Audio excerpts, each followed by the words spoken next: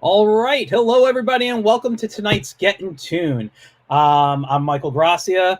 We are going to have a really fun night. I got 6 incredible guests. One's not on yet. He will be here soon. But first, let me tell you, everybody here are independent publishers. They self-publish comics. They use things like Kickstarter, but they've been doing this for a long time. So these are people whose work I'm fans of. I've been reading for a while, and I just wanted to talk to them about what's their life like as an independent publisher, the comics they create, what's going on in the industry. We're going to talk about a bunch of stuff. So remember, if you guys have questions, feel free to ask. I'm going to bring them on one at a time, and I'm going to let them introduce themselves when everyone's together. So let's start with. And by the way, let me say this: everybody but one has already been on Get in Tune before. So let's bring them on, and we're gonna start with Jorge Medina. Hey, George. Hey, what's up, Mike? How you doing? Doing good. Let's bring on a few others, and then we'll do the introductions. There you go. Next up, we will bring up Sam Vera. What's up? Hey, Sam. And you two work together, so yes, sir. Yes, sir. Next up, contract. We're bringing up JM DeSantis, who's been on, and we need to bring him back on for a second show because we just talked. I don't even think we really discussed comics much. No, you're gonna have to do the whole give me 2 minutes to talk and then cut my mic thing. Next up is a great long timer. He's the only one who hasn't been on the show yet. This is JD Calderon. How you doing, everybody? Hello. And last but not least, we've got Felix, Bronx Heroes. What is the password? Of course. So we're the only person we're missing right now is Tom Sciacca, who will be on. He's on his way home from work right now, and he will come on in a little bit. And I'll be happy to bring him on when he pops down into the green room. So why don't we go around? Let's start with George. We'll just go across the way I introduced you. So George, tell us a little bit about your background as a publisher, and some of the books you've done. Sure. Okay. So my name is Jorge Medina. I am a writer and creator of The Adventures of Wonder Duck, which is right here, and Russ 5377, which is right here.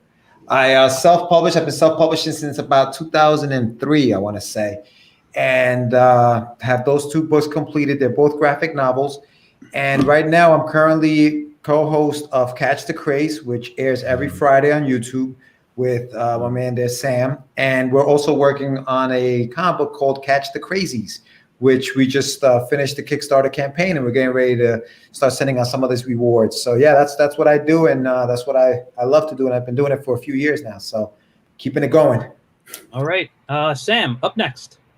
I am Sam, the Crazy Man Vera, and I am the part of the Big Brother program, and I'm George's big brother.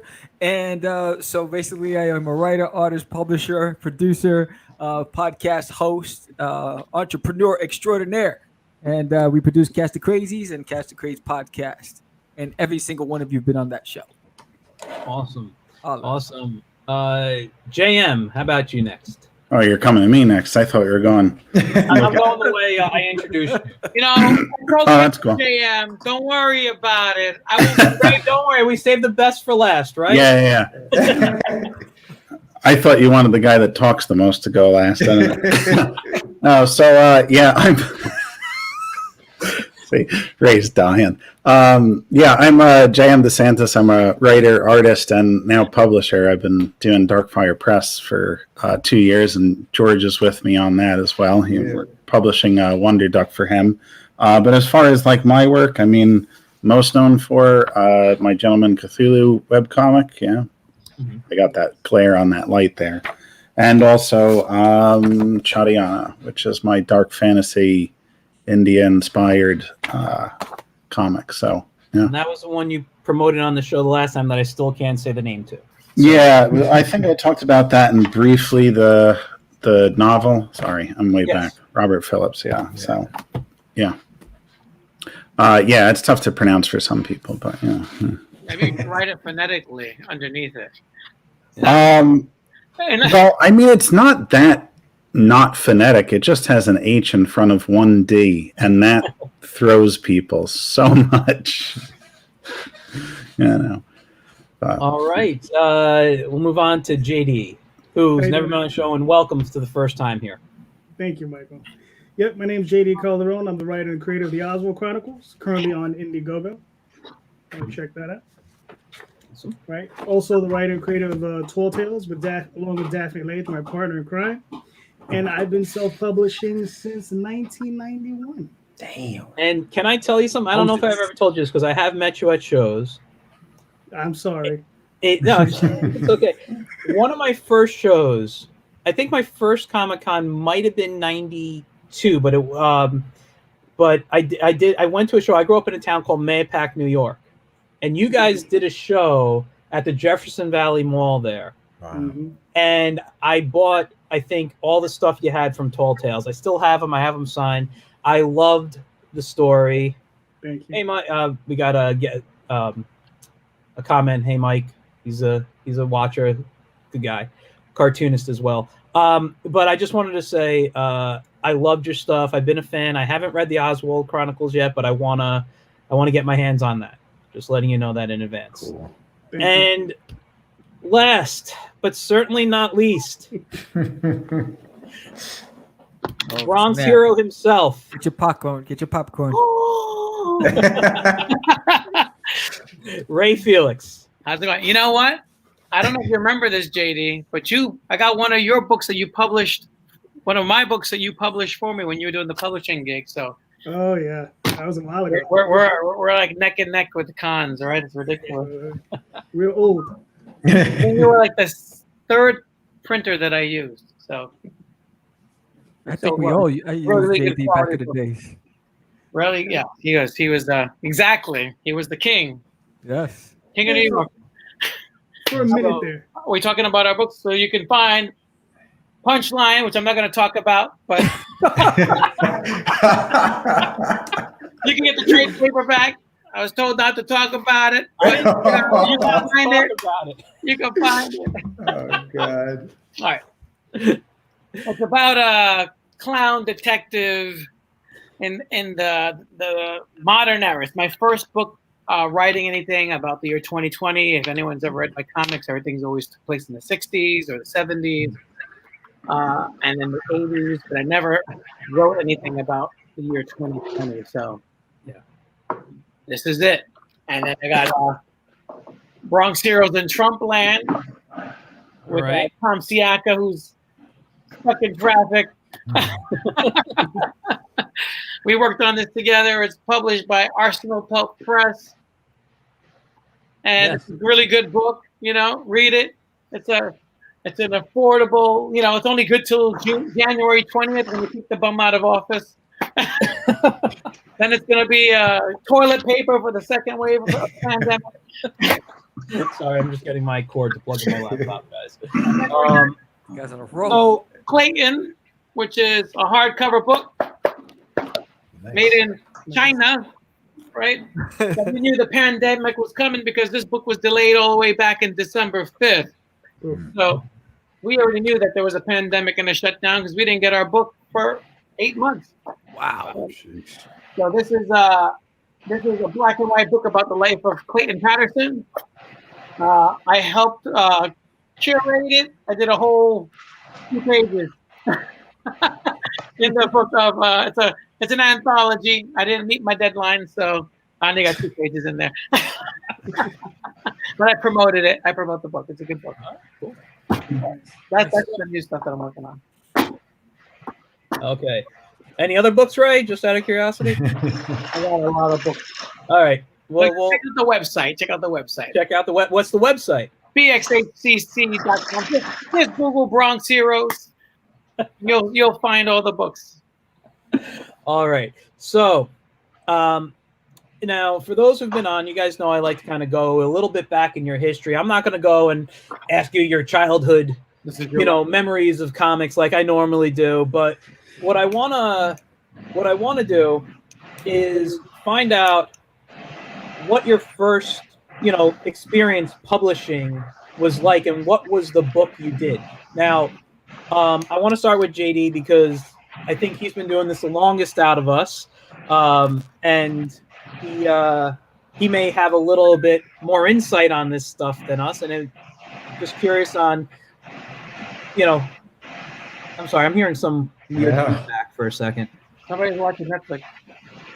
What? So somebody's watching Netflix.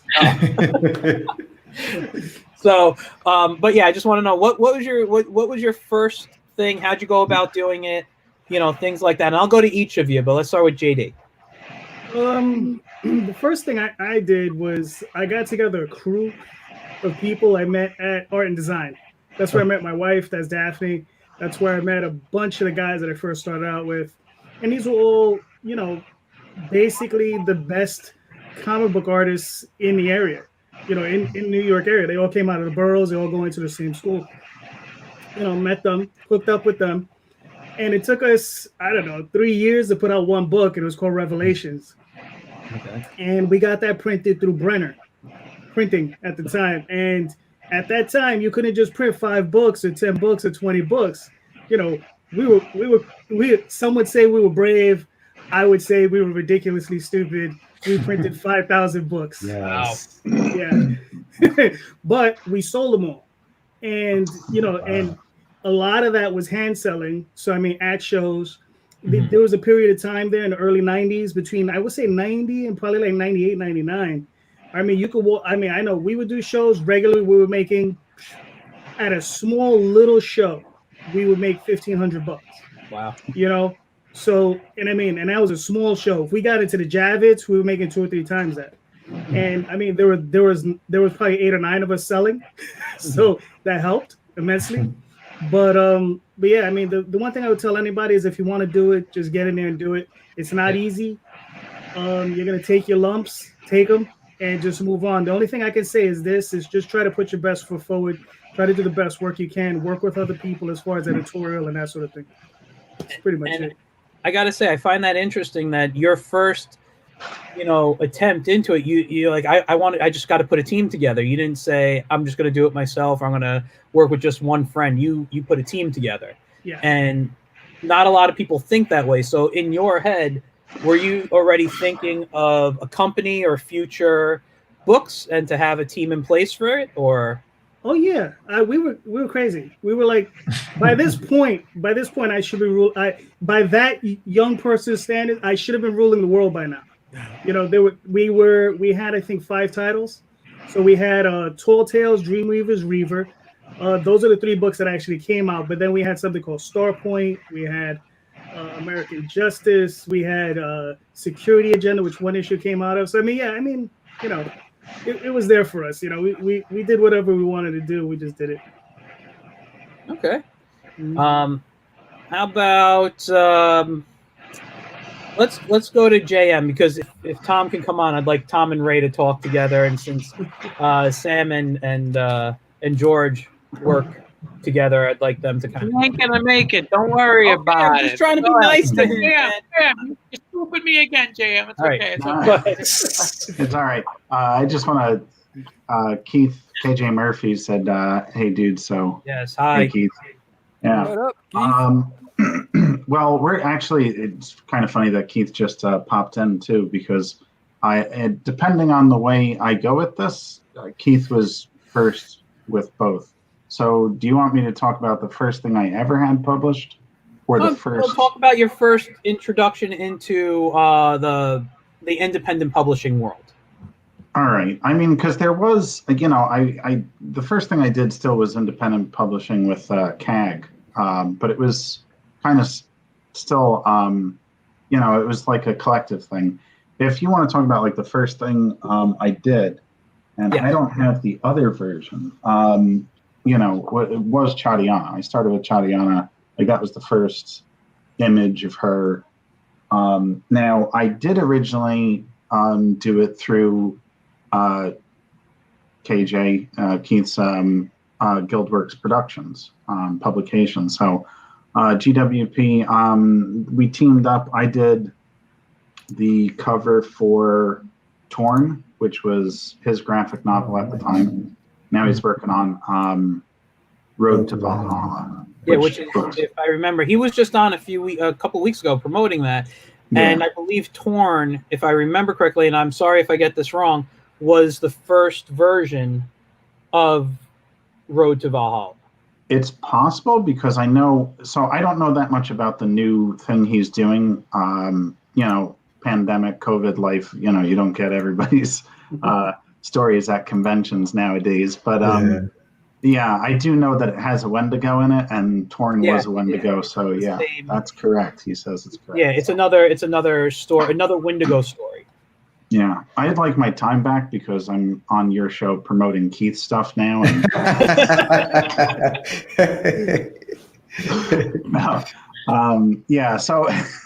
but then me and Keith wrote as a prequel to Torn. Oh, that's kind of cool. So I was kind of early involved with his Torn thing. He did a cover for Chadiana. He's actually doing the next cover in the series, and it was a cool thing to do together. We worked together on it. We decided to go separate ways with the books, though. So then I started publishing Chadiana on my own. And I went through Kablam because that was the one that everybody was using.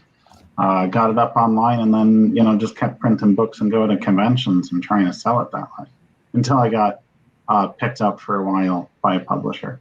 So but it's been mostly me. I mean, I don't have anything wrong with traditional publishing. In fact, that's the only way I wanted to go. When I got out of college, it was 2005, and indie publishing, self-publishing was still it wasn't viable. You weren't at that time still considered legit if you did it. But I'm happy with the way it's went because I don't know, I like control over my own stuff. I just publishing with other people, you give up a lot and you don't get a lot back for it. So but I've done a little bit of both. Okay, cool. Let's go to Sam, and then we'll do George. First endeavor in comics was actually with George. So George and I met at the School of Visual Arts. We were taking some extra credit courses, and I basically said, "Yo, George, you want to get down with crazy?"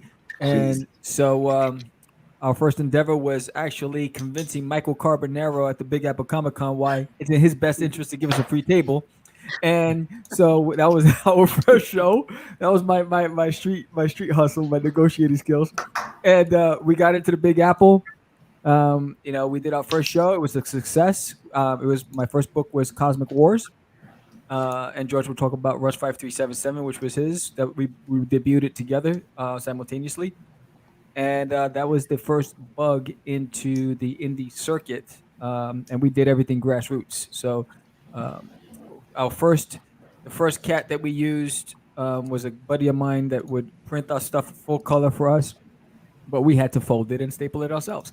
And we did that for a while, and then we hooked up with JD Calderon, and started using his services.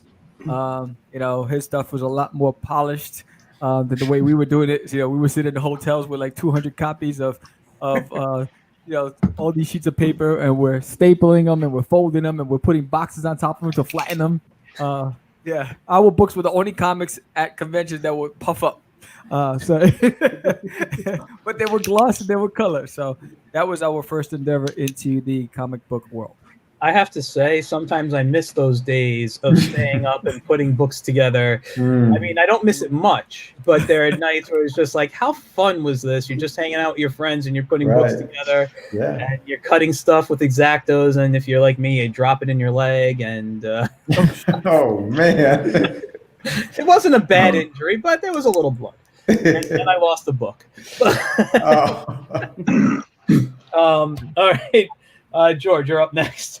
Yes. So basically, yeah, our stories aligned with Sam. The year is 2003. I was at the School of Visual Arts, and one of the teachers there asked us to bring in our own, a book of ours that we wanted to kind of work on. And I brought in Russ, and Sam saw it and said, "Hey, man, I'm starting up a small independent publisher. You want to get down? Crazy Comics is the name." And sure enough, I went along and started self-publishing with Sam back then. Russ 5377 was the book, which I was drawing at the time. And then so we started doing the conventions. Fast forward years later, Sam comes back. We start the Catch the Craze show again. JM and I hook up. He's publishing my Wonder Duck. Worked with JD in the past. I know Ray. We interviewed you, and it's like it all comes in full circle. So yeah, it's kind of cool. So far, it sounds like I'm the only one who hasn't worked with JD yet. So I didn't work with JD. No, I thought you I said haven't you worked with. I printed your book. Ray, What's up? well, take yourself away from inking your book, probably, which is what you're doing, I right? just doing some rough pencils. That's You're all. penciling. Okay, I can tell you're working there. So pull away from your work and tell us your first time into the indie comic publishing scene. I was 19 and she was 30 years old, and oh my God, got a body to die for. Let me just say hi to one person. There's somebody in here named Brian who just said hi, Mr. Gracio. I'm assuming it's possibly one of my older students. Nice. He's also said stay safe from COVID-19. He says these live streams are very fascinating. So thank you. I hope you're checking them out regularly. Let's continue with Ray, but Ray should just be his own live stream 24/7, right? My first book was called, get this, I feel like 2020 is a synchronicity year because of, not just because of Punchline, but there's a Poe book that I had out there a few years ago. But my first book was called God, the Second Coming, about Jesus coming back. And now there's a book called Second Coming out there now. So about the same thing. My first book was God, the Second Coming. It was published in Florida through the Publishers Co-op. And like JD was saying, see JD shaking his head, he knows that printer. Right? Mhm. And they were like, I think they always printed in black and white, like a newsprint type, or like Mando. They used Mando paper. That's what it was.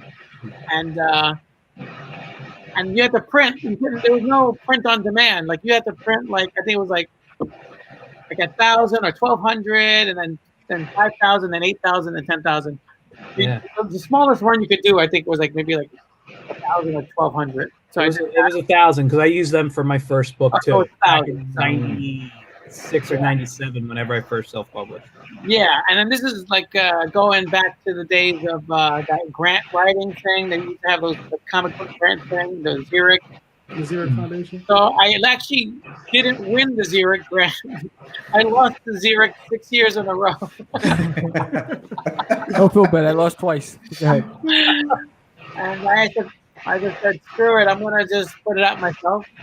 And then I had another book between that, and then the second book, or the third book, was No One Anthology, which JD published, which was a really good hit. And what's funny about Synchronicity again, that was a story called, it was No One Anthology. The story inside was called The Villain Assassins.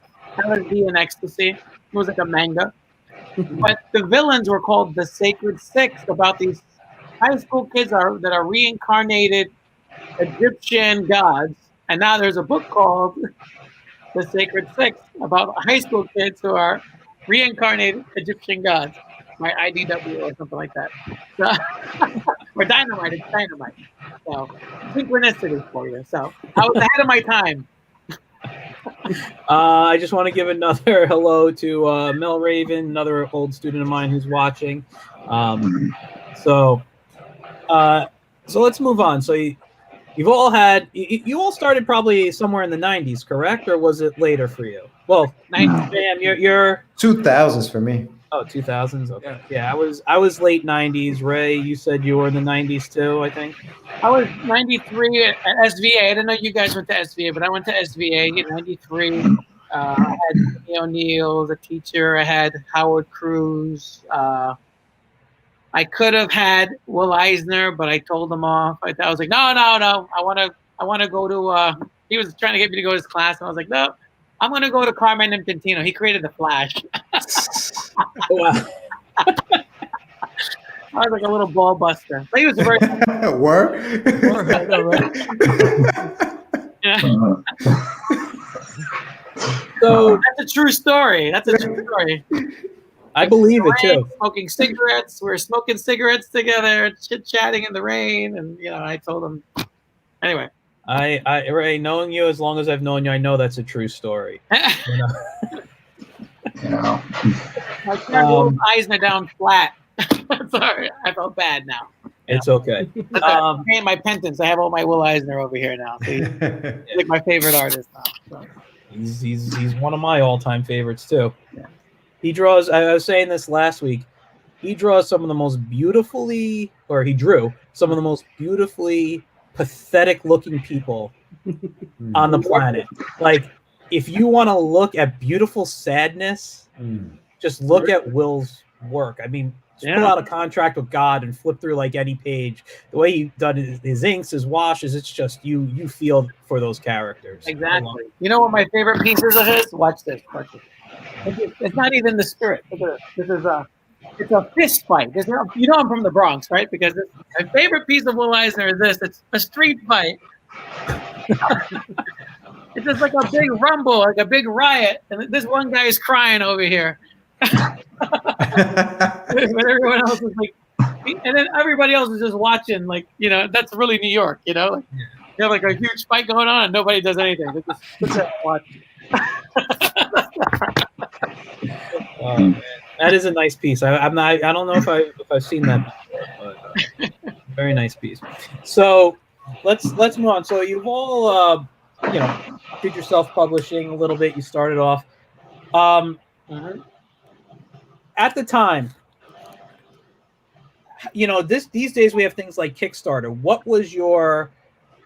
How were you getting the cash? Were you doing it out of pocket? Were you,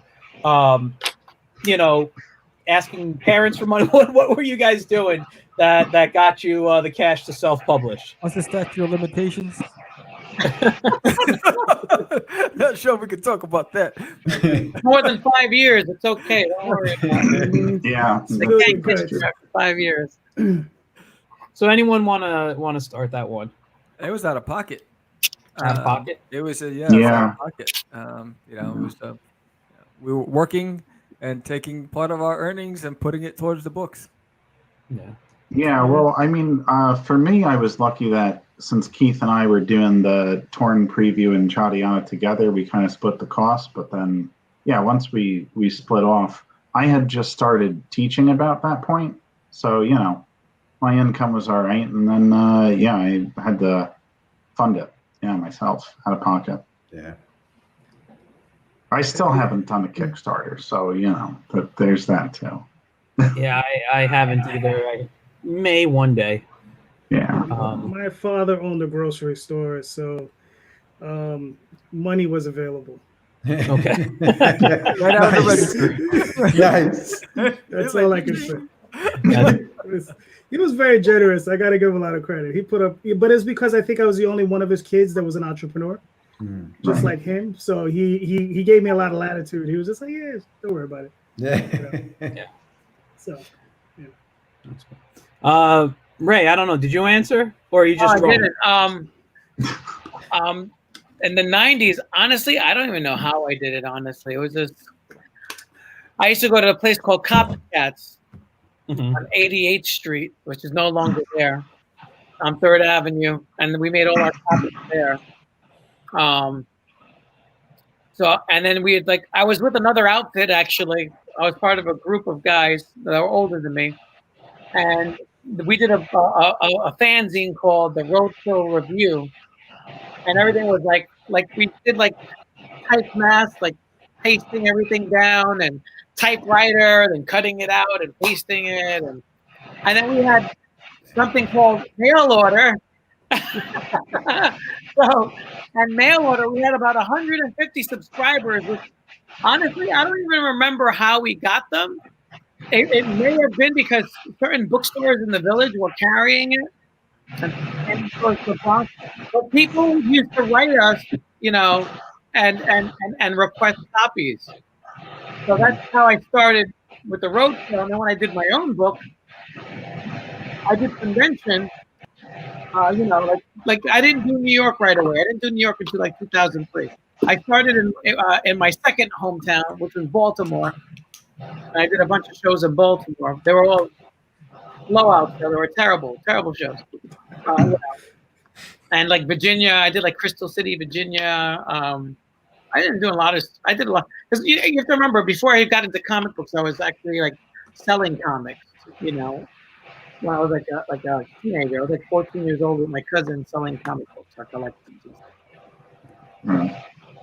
So that's how that happened. Yeah. Well, if I can jump back in for a second, though, the one problem that you guys all seem to have that I didn't is because I didn't start publishing any of my own books until 2012. So they're, like I said, I use Kablam. It was print on demand. I didn't have to do, 5,000 copies offset printing to, get a stack of books.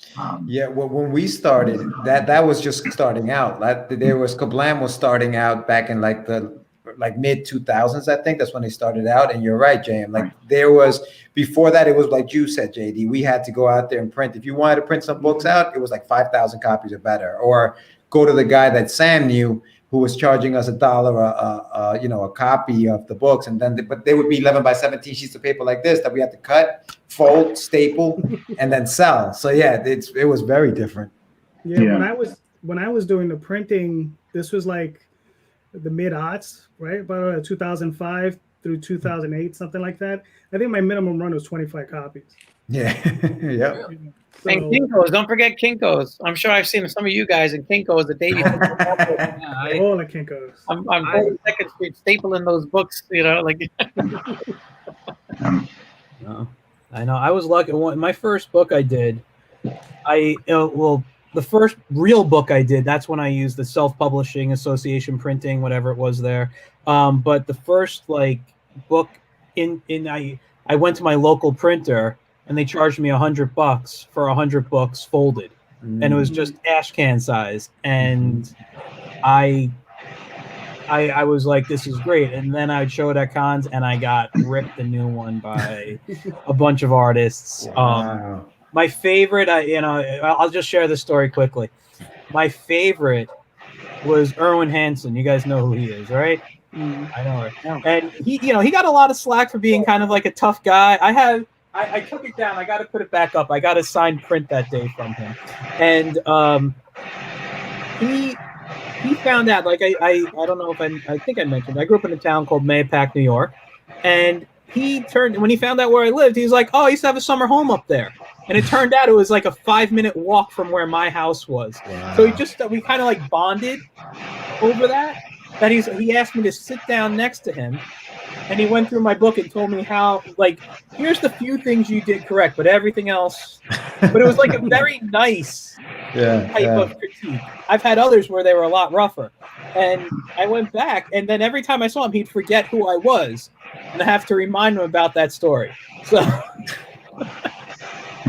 but yeah, that was my first experience with publishing before I bought I bought the later, kindling for the fireplace my parents had, and that's what happened to a lot of my books. I would like to. So these days now, are any of you guys? Well, I know George and Sam just ran a successful Kickstarter, so congratulations. Thank you. Are you guys, approaching Kickstarter or thoughts of it, or Indiegogo or any of those sites, or are you doing Patreon? How you guys publishing these days? Well, the goal, Kickstarter is going to be our main staple. We're actually gearing up for the second issue, which I'll let George announce that later. But we're going to just use Kickstarter because it helps us pay for the artist and the printing costs. We're launching the Patreon in a couple of weeks, and the goal is to raise the funds, and not publish. So what we're doing is we're going to package it and pitch it to the other publishers. We're not looking to self-publish at all. Okay. Back in the days, it took a heavy toll, and I don't want to have to live that. So we're going to go with print on demand first. We're going to have a web store that you can actually purchase it, either a print version or get the ebook version. But the goal is to get it into a publisher's hands. Okay. Yeah, I think that's been the biggest difference, even when we talk about where we were to where we are now, and like talking about like Kablam. Kablam is a good source to print, and I say that because they all, and I don't know, I know it's very disagree, but I think that there are other print on demand places, but the store is, I think, where I kind of lean that way. And if you guys know of the other like printers that have a store. But I think Indie Planet, their store is a good source to like where you don't have to have an inventory at home. You send people to your store online, links to that Indie Planet, and you order your book and you get it that way. You know what I mean? Yeah. Now let me ask you, because I know Indie Planet. I've actually bought from Indie Planet before. I have a couple of print books I bought. I bought a bunch of digital. They actually just had this sale. I found like 300 free books. I downloaded like 20 of them or 40 or something. So I'm like, hey, let me read them if they're free. Are there printers? Kablam actually, aren't they partners with Kablam, or is that that's their the online store. Yeah, that's what I was thinking. Yeah. So you're thinking of going through Kablam now. Well, not really Kablam, but Indie Planet online stores like that, drive-through comics, stuff like that, or correct. So once our next, which the next Kickstarter for issue 2 will be January 14th is when we're going to launch for the second issue of the book. We were just having, like, before we came on, Sam and I had a quick pre-meeting, just breaking down everything we did. And Jose, I got to thank you very much, brother, for helping us out and like walking us through, because this guy's like the king of Kickstarters and Indiegogos. Like, my man that's like second nature to him. So you were very helpful in helping us kind of like with the rewards and all that other stuff. It's a learning experience. And Jam, for you, like if you ever want to do it, ask away. We'll be, I'm more than happy to help you with that. JD, same thing. Just paying it forward. But yeah, I think that's going to be our thing. That's going to be our thing next year, the 14th. We're going to launch the second Kickstarter for the second issue, and then we'll do Kickstarters for the third and fourth issues of the book. So I think we're going to go that route. Like Sam said, the self-publishing thing was it was very hard back in 2000. It's gotten even harder now. A lot of competition now.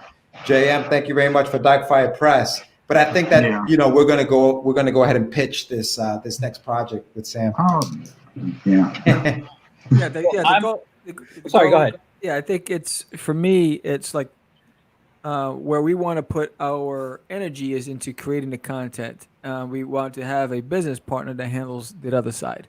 So that way we can do what we do best. Play in the studio, build the podcast, and just create content that, hopefully people enjoy. And, we're back then, I was burning both ends of the candle, and I was doing everything, the marketing, the publishing, the writing, the podcasting, all this stuff. And so while I'm doing a lot of the same stuff, I want to eliminate that whole publishing aspect of it. Yeah. Because that comes with its own set of headaches. And we were fortunate enough that, considering that I've been out of the game for 10 years, we've only been back for a year, and we launched a comic book about podcasting and craziness, and no one knows what the hell who we are, what we're doing, and we had a successful launch on a Kickstarter. Now, mind you, it was a fight every single day for those 30 days to raise the revenue, but we got lucky, and because of it, we were able to pay the artist for the first book and the second book through that one Kickstarter, and fund the printing course for everything, so everybody gets the rewards. That was the great part of it. So none of it comes to our pockets. They all went to the creatives and to the people who actually pledged. So it's pretty awesome. Anyone else want to take the question? What was the question? I forgot. Yeah. The original question was now with things like Kickstarter and other sites, how are you looking to fund your printing costs? You're still doing it out of pocket, or are you looking into other services to raise the printing, or just raise money? It doesn't even have to be printing. If you're working with an artist or a writer and you need to pay them, or using things like Indiegogo or whatever, because you could just end up going digital, post everything to Webtoons or something like that. You know, it's I've always had my eye on that, but I never. Somebody's doing laundry back there. Where's that noise coming from? It was like there is a little sound, like a little staticky sound every I now. thought it was Ray's mic. like a washing machine.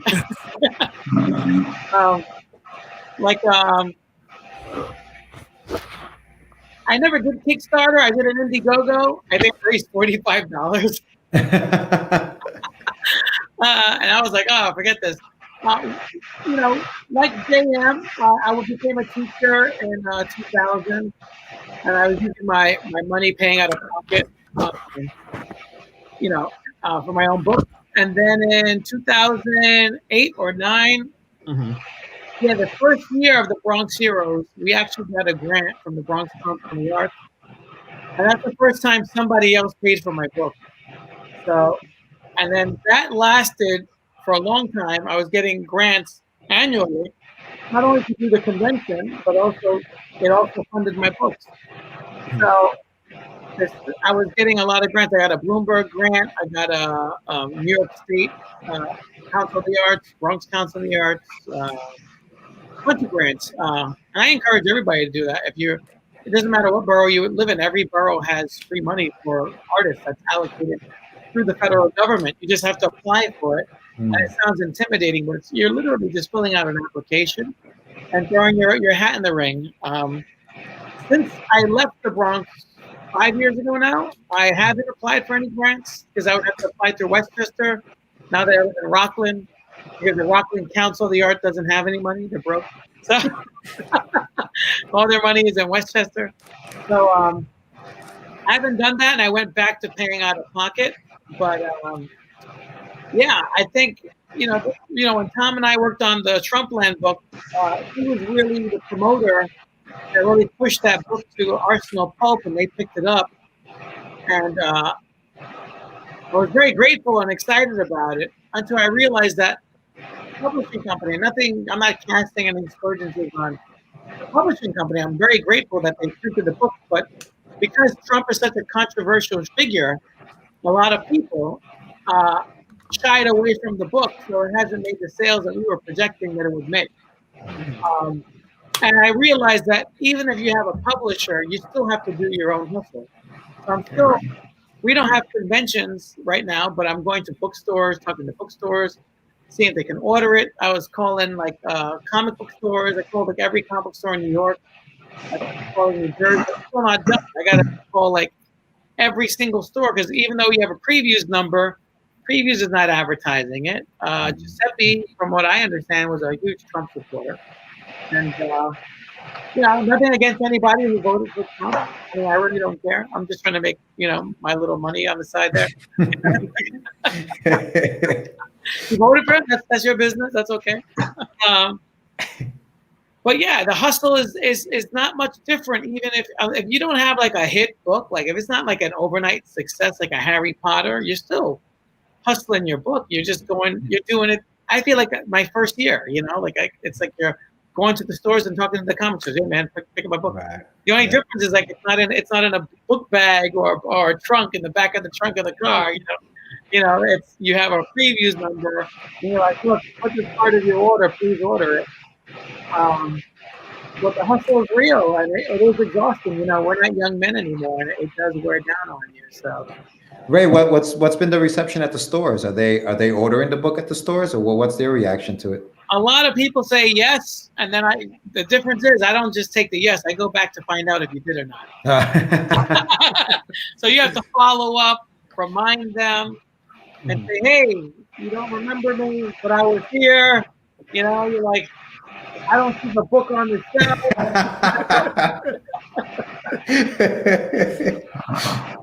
What's the matter? You don't like it? Then you have to tell them, don't worry, I understand, because this is a very Republican town where I'm living. You know, everybody here has Trump 2020 signs. You know, they still like stop the steal and all that stuff.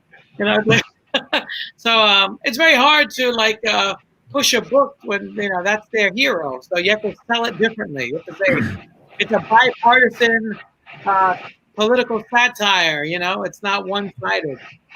It really is. I make fun of everybody. I don't care. It's like I don't choose sides. You know, I'm like the native Indians. You know, let the colonists and the Africans fight it out, and we'll see who's the winner at the end.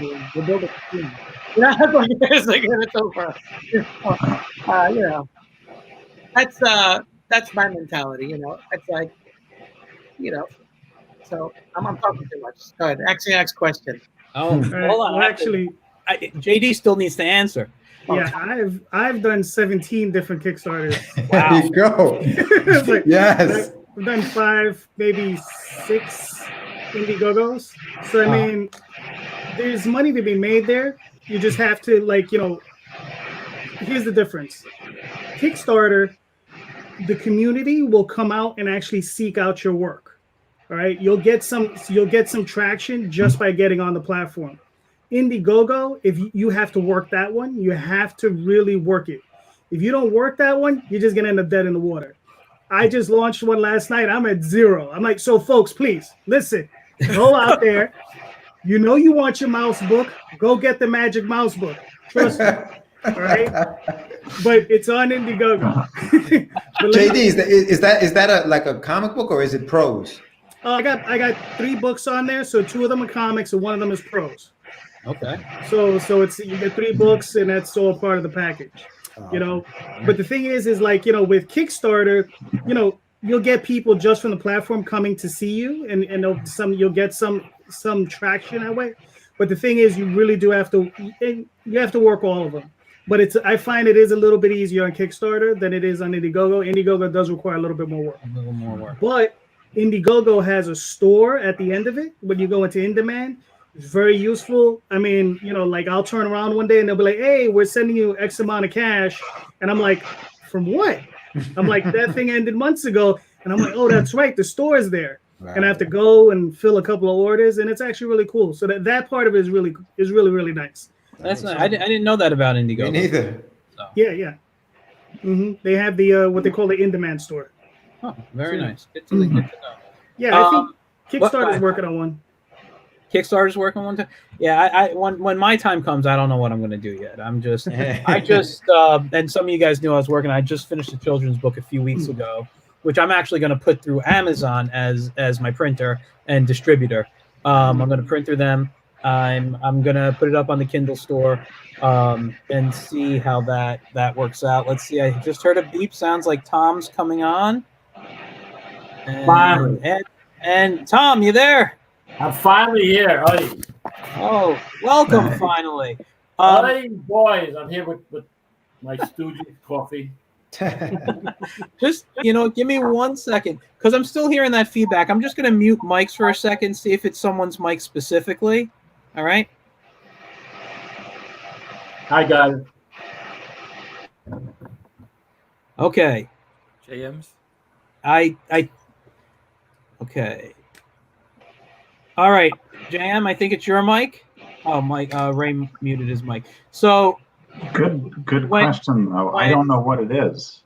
I don't know, but do you have a fan or something? Like my fan's across the room pushing up. Do you have a fan or something blowing into your mic or? No, I mean it could be the fan on the laptop. Maybe. So just do me a favor. I hate to be this type of person, but when you're not talking, just mute your mic, and then when you want to chime in, awesome. I'm sorry. I don't like to be that guy. Ray, you can keep yours muted though. All right. Let's get. Thanks for. I brought everybody a beer. You want? Oh, the virtual drinks. Yes, I'm sorry, I didn't bring them. I just got my water. I got my water here. I got my coffee. He's got his Three Stooges. That's a nice mug.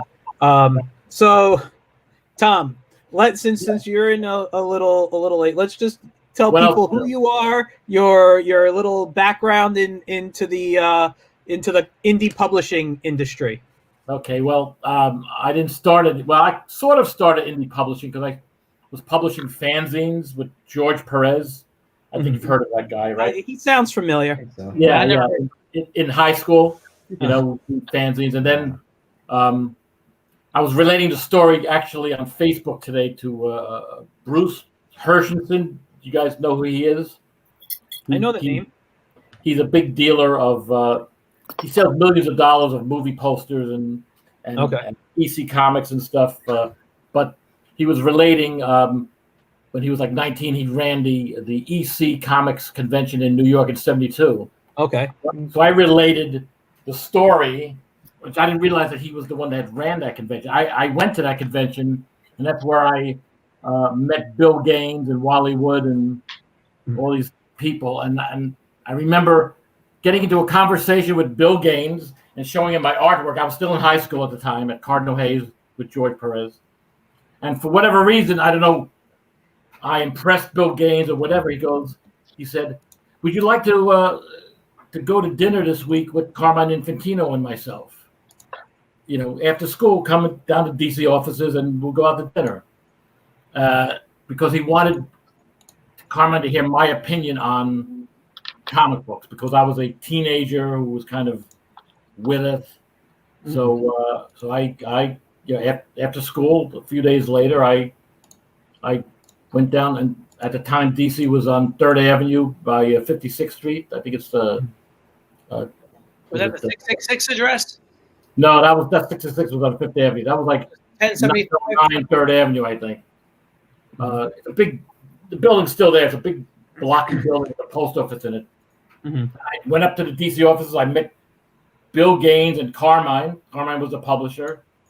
And Paul Levitz was like a little assistant in there. He was like 16.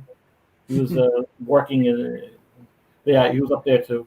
Because I knew Paul anyway, because I knew Paul since he was 13. We were both 13. And we went to this great steak house across the street. And I gave Carmine my opinion, which basically I was saying that, you should really get Neil Adams, Denny O'Neil, and Jack Kirby to do more stuff, which I don't know if that's really what he wanted to hear. But I said basically, stuff was boring except for Neil Adams and Jack Kirby. Yeah. And I said other words. I was a little brusque. I said it's boring shit. You should the Marvel is the stuff. So then afterwards, we went back to the office. I got a bunch of free comic books, and Carmine said, "Well, when you graduate high school, come see me for a job." But I ended up working for Stan instead. Okay. In '74, I got a job as Stan's assistant. And at the same time, George got his regular first penciling gig with Man-Wolf, whatever. So we were both up there doing stuff, and I ended up running MarvelCon '76 for Stan and doing stuff like that. And I was involved with the original Hulk movie before the TV show. There was going to be a Hulk motion picture produced by Milton Sabatsky of Amicus Productions. And one of the things I did was send him a ton of comic books and correspond with him. And one of the things that was interesting was he only had a 1-year option. And unfortunately, he couldn't get financing. But he was looking to get Ray Harryhausen to do the effects because he wanted to have the Hulk be stop motion animation. Oh, wow. That would have been interesting. So who was going to be Bruce Banner? Was that like John Denver or something like that back then? Or who was the hot? Who knows? Yeah. Who knows? We never got that far. Like Yul Brynner as the Hulk? I don't know. Never got that far. But then later on, after the convention, whatever, Vinnie Coletta somehow corralled me into working with him at DC. So I ended up going to DC, which it was interesting. I kind of wish I'd stayed with Stan, but DC was a different thing, which I don't want to get into now. But get into it, Tom. Get into it.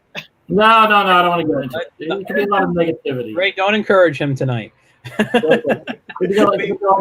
No, I mean DC was. I had fun at DC, but it was a different head than at that time.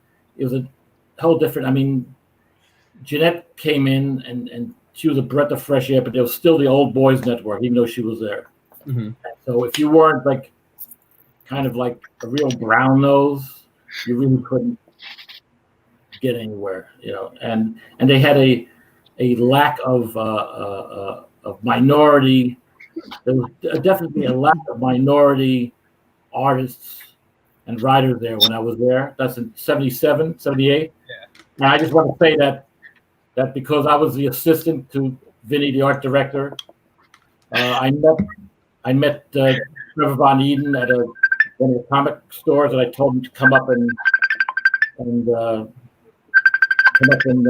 see Vinny, and I brought him into Vinny, and that's how we got the gig for Black Lightning. Okay. So I know Trevor since he was he was in high school too. He was like 16 at the time, you know. And then I used to hang out at the Village Comic Arts shop with Joe Jusko. Everyone knows who he is, right? Yeah. He was in high school also. And another guy named Frank Miller, who was always crying that he couldn't get any work. And he was always borrowing money from me. He's writing the same thing over and over again. I don't blame him. He was always borrowing money. Here, Frank, leave me alone. Here's money. Go to the restaurant. Leave me alone. So I told him, I said, come up to DC and we'll see, get you a gig. So he went up to DC. I introduced him to Vinny, and he went to Joe Orlando, and he got a gig. And he started doing stuff. And then he went over to Marvel, and then I never saw him again, and he still owes me money. He owes me like $100. And I went to convention, Comic-Con, was a couple of years ago. He was there, and I left a message. I said, Frank, could you give me the money you owe me, please? I didn't hear it back from him. But whatever. It's funny. I saw Joe Jusko last year at a con, and he says he saw Frank a couple of years ago, and Frank absolutely didn't remember him. Wow. That's all the cocaine he was doing, probably. I don't know. I'm just telling you what Joe told me. So sorry, Michael. So I'm just saying, man, you know, he had to do it, but he still owes me $100. So you know, maybe he'll see this and remember. I don't think. But looking at the sketches that he's been doing for people, I'd rather have him give me the $100. Oh my God. I've seen some of the sketches that people have been commissioning him for $800, $900, $1,000 to do a blank cover, and to be honest, I would rather have the $100. Okay, so that's the point. Anyhow, so while I was at DC, working there, okay, here's the funny story, which I've never told anyone on the air.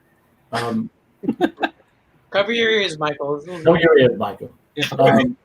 So in the basement of 75 Rockefeller Plaza, you know, Warner Brothers was there. Steve Roth was the head of Warner Communications. He was there. I used to go up to his offices all the time. In the basement was a print shop. They printed posters and lobby cards. Don't tell that story. Oh, really? Why? Ray, don't mess it up, man. It's just getting good. Oh, Ray. It's getting good. Ray. It's almost 50 years ago. Forget it. Is calling you tomorrow. Listen, Go ahead. I was friends with the guy who was the manager of it. It's Frank Scorsese. That's Martin's older brother. Okay. So I said one day, hey, Frank, what would it take, you know, on your off time, like, you know, at night, could you run off like a comic book? He goes, yeah, sure. So I gave him a couple of bucks, and he printed my Astro Comics #1 for me. You know, we had it bound down in the Village. He printed the whole thing, 5,000 copies, and then I got Phil Suling to distribute it, and Bud Plenty to distribute it on newsstands while I was working at DC. And now they own your character. They don't own anything. I had no contract.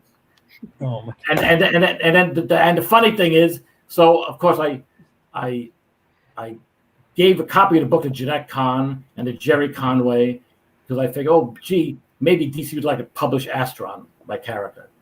And they weren't interested. They already did. But then a year later, Firestorm came out, and he kind of like borrowed a lot of ideas from my character. But we're not going there. All right. We can do that tonight. We've actually talked about that, I believe, in the past on air. Well, what's funny is one of the things that I was going through. Mm-hmm. One of the reasons why I'm late because I was in my storage units going through stuff, and I had found some stuff the other day which I posted, and it was one of them was a letter from Dave Gibbons, who I was friendly with at the time, and I had bought some artwork from him when I was in England, and he wrote me a fan letter because I sent him a copy of the book. He says, "Oh, it's a great character." He goes, "If you do another issue, I'll do like a couple of illos for you, you know." And then I had a couple of letters from Wally Wood because I was trying to get him to do some stuff, but he was too busy. But he said, "But you're doing a great job. It's a great character." So, but I had to deal with. Within the old days, we used to print fanzines and stuff, and we used to have flyers for each other's books. So like Woody sent me like 300 flyers, and I sent him 300 flyers, and he put them in. When he sold a book, he put in one of my flyers, and I sold a book, and I put in one of his flyers. You know, so so we were cross-pollinating the books there. And occasionally I did some backgrounds for him, and but after hours. Yeah, I do want to say about your character, Astron. I love the design. It's a very your style of drawing. Very classic. Marvels. What? I ripped it all off. You ripped it. Stop talking, we all do? Stop talking. I ripped it all off. No, I'm only kidding. Stop talking. But it's as your legal representation, you have exceeded. You need to stop talking. George Perez helped a little bit because we did the original version in high school. Okay. But he only used my pencil. But thank you anyhow. Please let Michael ask another question for the other guy. Because you're gonna end up losing all your I do want to apologize. Somewhat laughing. I want to say one thing that what I found today, I found some original Jack Kirby art in Story. Oh, nice. That must be nice. Save that one for me. I'll buy it off. It was original coloring for a couple of issues of Mr. Miracle, number 2 and number 7. The original coloring and the what do you call it, proof copy, and also coloring for an issue of the Nick Cardy Teen Titans. So you'll be seeing that on eBay soon. No, you'll see it on my wall soon. So it was a nice surprise. Yeah. So just so you know, we've been talking about some stuff with in the indie world about what their first experiences were, how they funded comics, what they're doing now to fund comics. What I was about to get to before you popped on was with the world. I don't want to use the term pandemic, but with what's going on, how has that changed the way you guys approach comic making / publishing? Has that done anything for you guys? I mean, are you guys concerned about print right now? Are you going digital? Are you doing both? What are you guys looking to do with your comics? Can I answer? I found a solution to that. I literally started, I'm not exaggerating. Mm-hmm. I literally started talking to local businesses, and there's this place called the Boogie Down Grind in the Bronx, in the South Bronx. And for 2 weeks, I was actually, they provided a table outside of their coffee shop / bar. And I just literally just started selling the books, set it up like a comic convention, started selling books on the street. And art, like the prints and stuff, I framed the prints. Yeah. And I was able to sell the prints for, instead of $10 a print, I'd sell it $25 a print because it was in a frame. So, and selling the books signed and so forth. So that was, that's a solution. And I think that we have to think more like street vendors as far as like moving goods. Mm-hmm. And that might be a temporary way of making money. Like the hot dog guy, used to sell hot Yeah. dogs. Yeah. Or like the Jewish guy used to. When I was a kid, the Jewish guy could drive door to door and open up his trunk, and have like the toilet brushes and like the soap and all that. You really have to. Avon lady. You have to go back to the old ways, and start promoting that, going door to door, like knocking on doors and trying to sell our book. I think that's the way you're going to do it. That and the internet. All right. JM, I think you were about to speak. Yeah, I was going to say, well, the whole pandemic thing's kind of like a confirmation of how I felt the publishing industry was going to go anyway. Like, personally, I think print on demand is like the future, number of reasons. One, it's cost effective, long term. I mean, it's good for the environment. You're not like throwing a whole bunch of trees into a ripper, but yeah, like, I just think like your books can always be available. I don't think I would have went into self-publishing if it wasn't for print on demand. So, I mean, and now, like, I'm still able to sell, and I mean, George knows, I mean, he's been selling books in the UK through Darkfire Press, I can get the books everywhere, on any site. Barnes & Noble does have the books in their system, so they can put them in the store. Like, there's no reason, I guess for a bigger company, but really, if the cons don't come back, let's just say they didn't, I mean, we're living in an internet age. Unless the internet goes away, which I don't think it's going to, I think more and more stuff's going to move that way anyway. Doesn't mean that print will be gone, because I still find most people want to read like a physical book. I'm still like that. If anybody offers me something digital, I probably will not read it. But if they give me a physical book, I'll say, I can't sit in front of the screen for that long to read something. Little articles, yes, not a whole book. But so I think that's the way it'll go.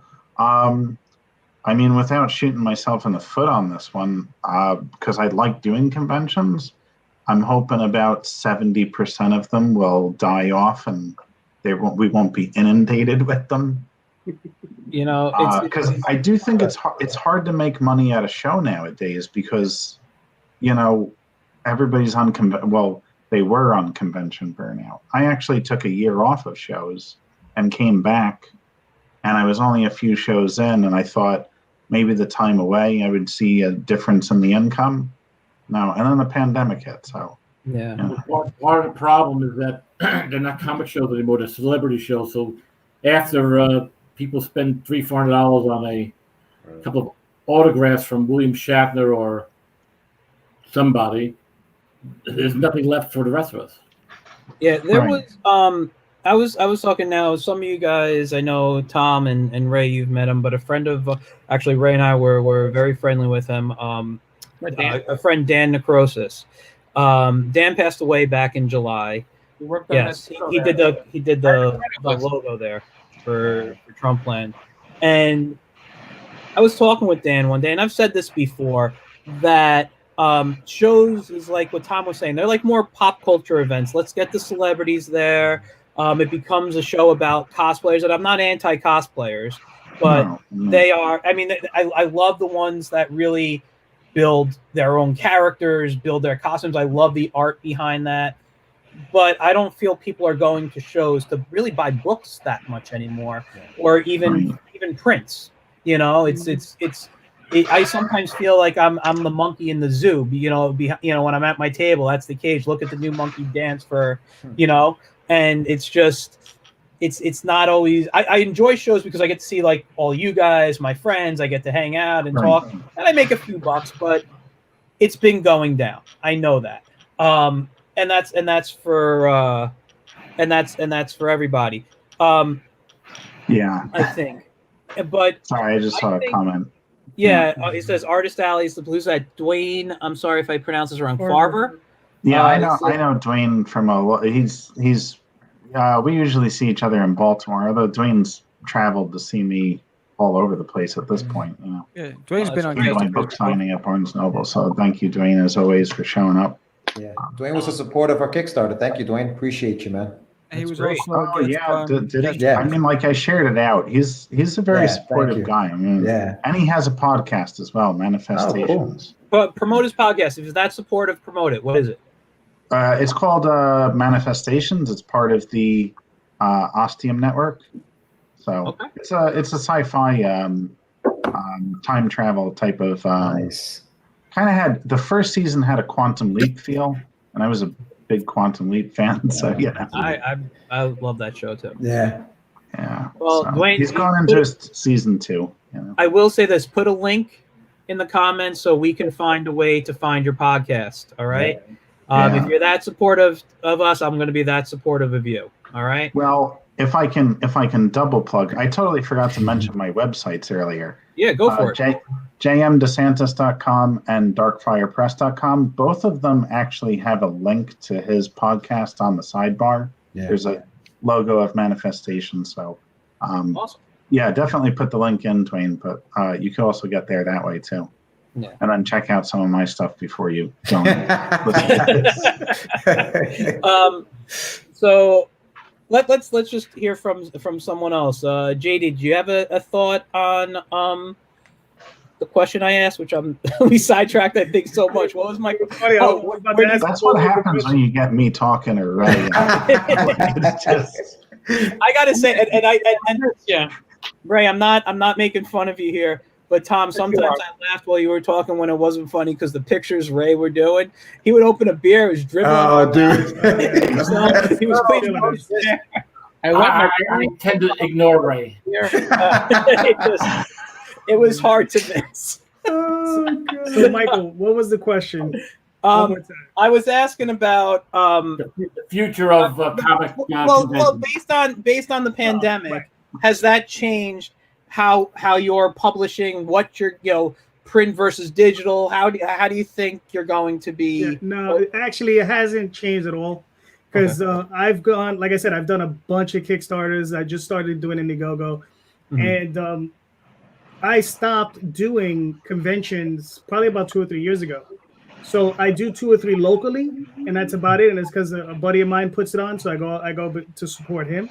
But that's been about it. I mean, we did a show, like one of his shows, probably about a year ago, and somebody pointed out to us. They were like, guys, you're the only guys who are only selling comics in the artist alley. You understand? Everybody else is selling print and tchotchkes and all this stuff, and we're the only ones with just comic books. And it's weird. Back in the day, you used to go to an artist alley to get indie comics. Yeah. Now you're lucky if the artists even have one.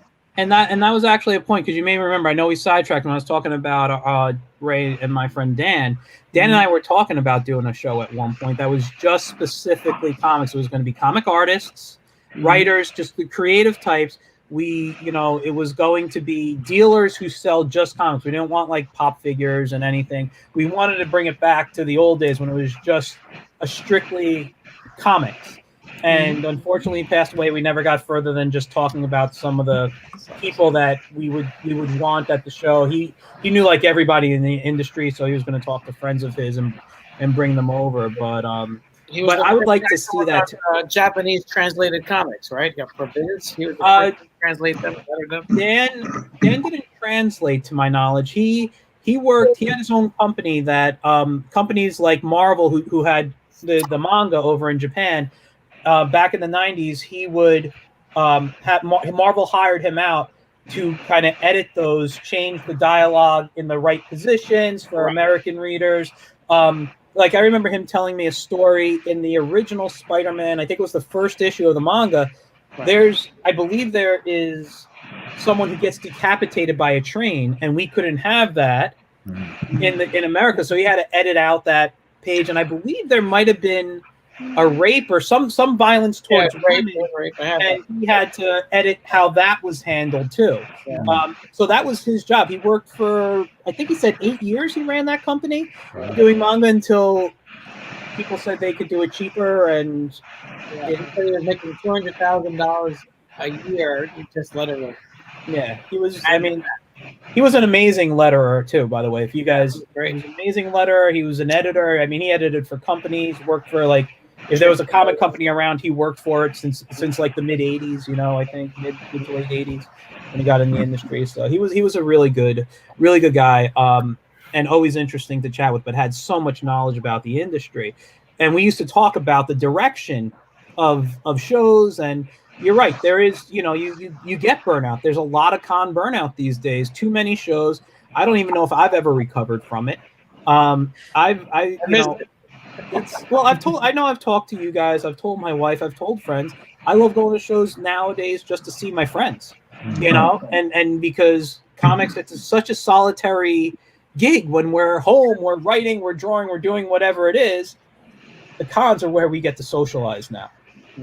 But in the meantime, we're like I said, we're the monkeys in the cage waiting for someone to come by to watch us now and hopefully, you know, feed us. Throw us a quarter. Well, if I could say something, quarter, you know? Shows that Ray and I do, which unfortunately we're not going to be able to do this year because of the COVID, is the show at the Schomburg Center in Harlem, the Black Comic Book Show. That's the best show on earth. Mm-hmm. It's a good. I've We done make it once. money there, and people are actually interested in buying comic books. Yeah. And because it's free admission, a ton of people, and they have money in their pocket and they spend it, and we always sell out whatever we have. $100 in 6 hours. It's like super, like, That's fantastic. And it's a great bunch of people that come there, and they're really like enthusiastic. And there's a little video that's on Now This, which they shot of us at the last one, talking about Trump land and all that. And it's too bad we're not going to do it this year because it was always fun, and there's always a bunch of people that I know. Sometimes Trevor shows up, but Paris Cullins is usually there, who I also helped get into DC, by the way. Paris is a good guy. I haven't talked to him in a while. I should reach out to him. He's a good guy. And then and there's a whole bunch of other people that we know that are there, and Alex Simmons and whatever. So it's always like you know. That's like the all-star show for all the Black creators in comics. It's just a great, amazing show. You know, I'm very lucky to have been a part of it since the beginning. And Jerry Kraft and John Jennings are the ones that started that. Yeah. And it was John does amazing work. I love John's work, by the way. A lot of women like Deidre Holloman who continued running it, and Catatu and Tubman. I honestly think it's the best show in New York City. Honestly, if they had gone to a bigger like site and stuff, they would make out like gangbusters. You know, they rented out like the Apollo or some a larger venue. They would kill New York Comic Con and bury them because it's just a great show. The one thing I didn't like was earlier in the year, in January, they had a big display upstairs of comic books that featured Black characters, and there were a bunch of books that I worked on, and I felt like I was a museum piece. There was Superman versus Muhammad Ali, which I worked on. I'm on the cover, and then a couple of Black Panther comics that I did backgrounds on, and I think one of 20 years ago was Black Goliath comics, and then a Black Lightning comic, which I probably did background for Vinnie Coletta on. So it was like I felt like a museum piece. Aside from that, it was like, Aside from that, you know. Well, if you live long enough, what can I say?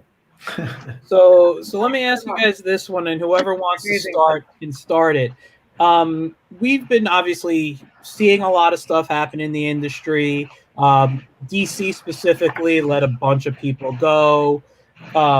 You know, there's rumors of lots of different things, but one of the biggest rumors that people have been talking about and saying is that because of the stuff happening to the big two right now and a few other companies, we're looking at the possibility in the next 5, possibly 10 years at the latest, of closing of comic book shows. I think the independent comic books will keep them alive. If people get smart and start doing businesses and stuff and just get into distribution, we will keep the blood flowing for them. Well, that's what I wanted to ask you. That's the thing. I feel right now we're going to have a resurgence of independent comics, which is why one of the reasons I wanted to do this. Back in the late 80s, we had indie stuff. 90s was a huge time for indies. Image popped out, all these other things came out. Now with trying to save the stores that we love, in a way, if you will, how are you guys thinking about going about to get into stores or other places that will get your books out that right now have been basically owned, in a way, if you will, shelf space wise, by the big two? And how are you guys going to, can you get into distribution being an indie guy? Like, what's your process? How are you guys thinking about the future of your indie publishing? Whoever wants to start, go for it. Right. Well, I kind of already dipped my toe in this a little bit.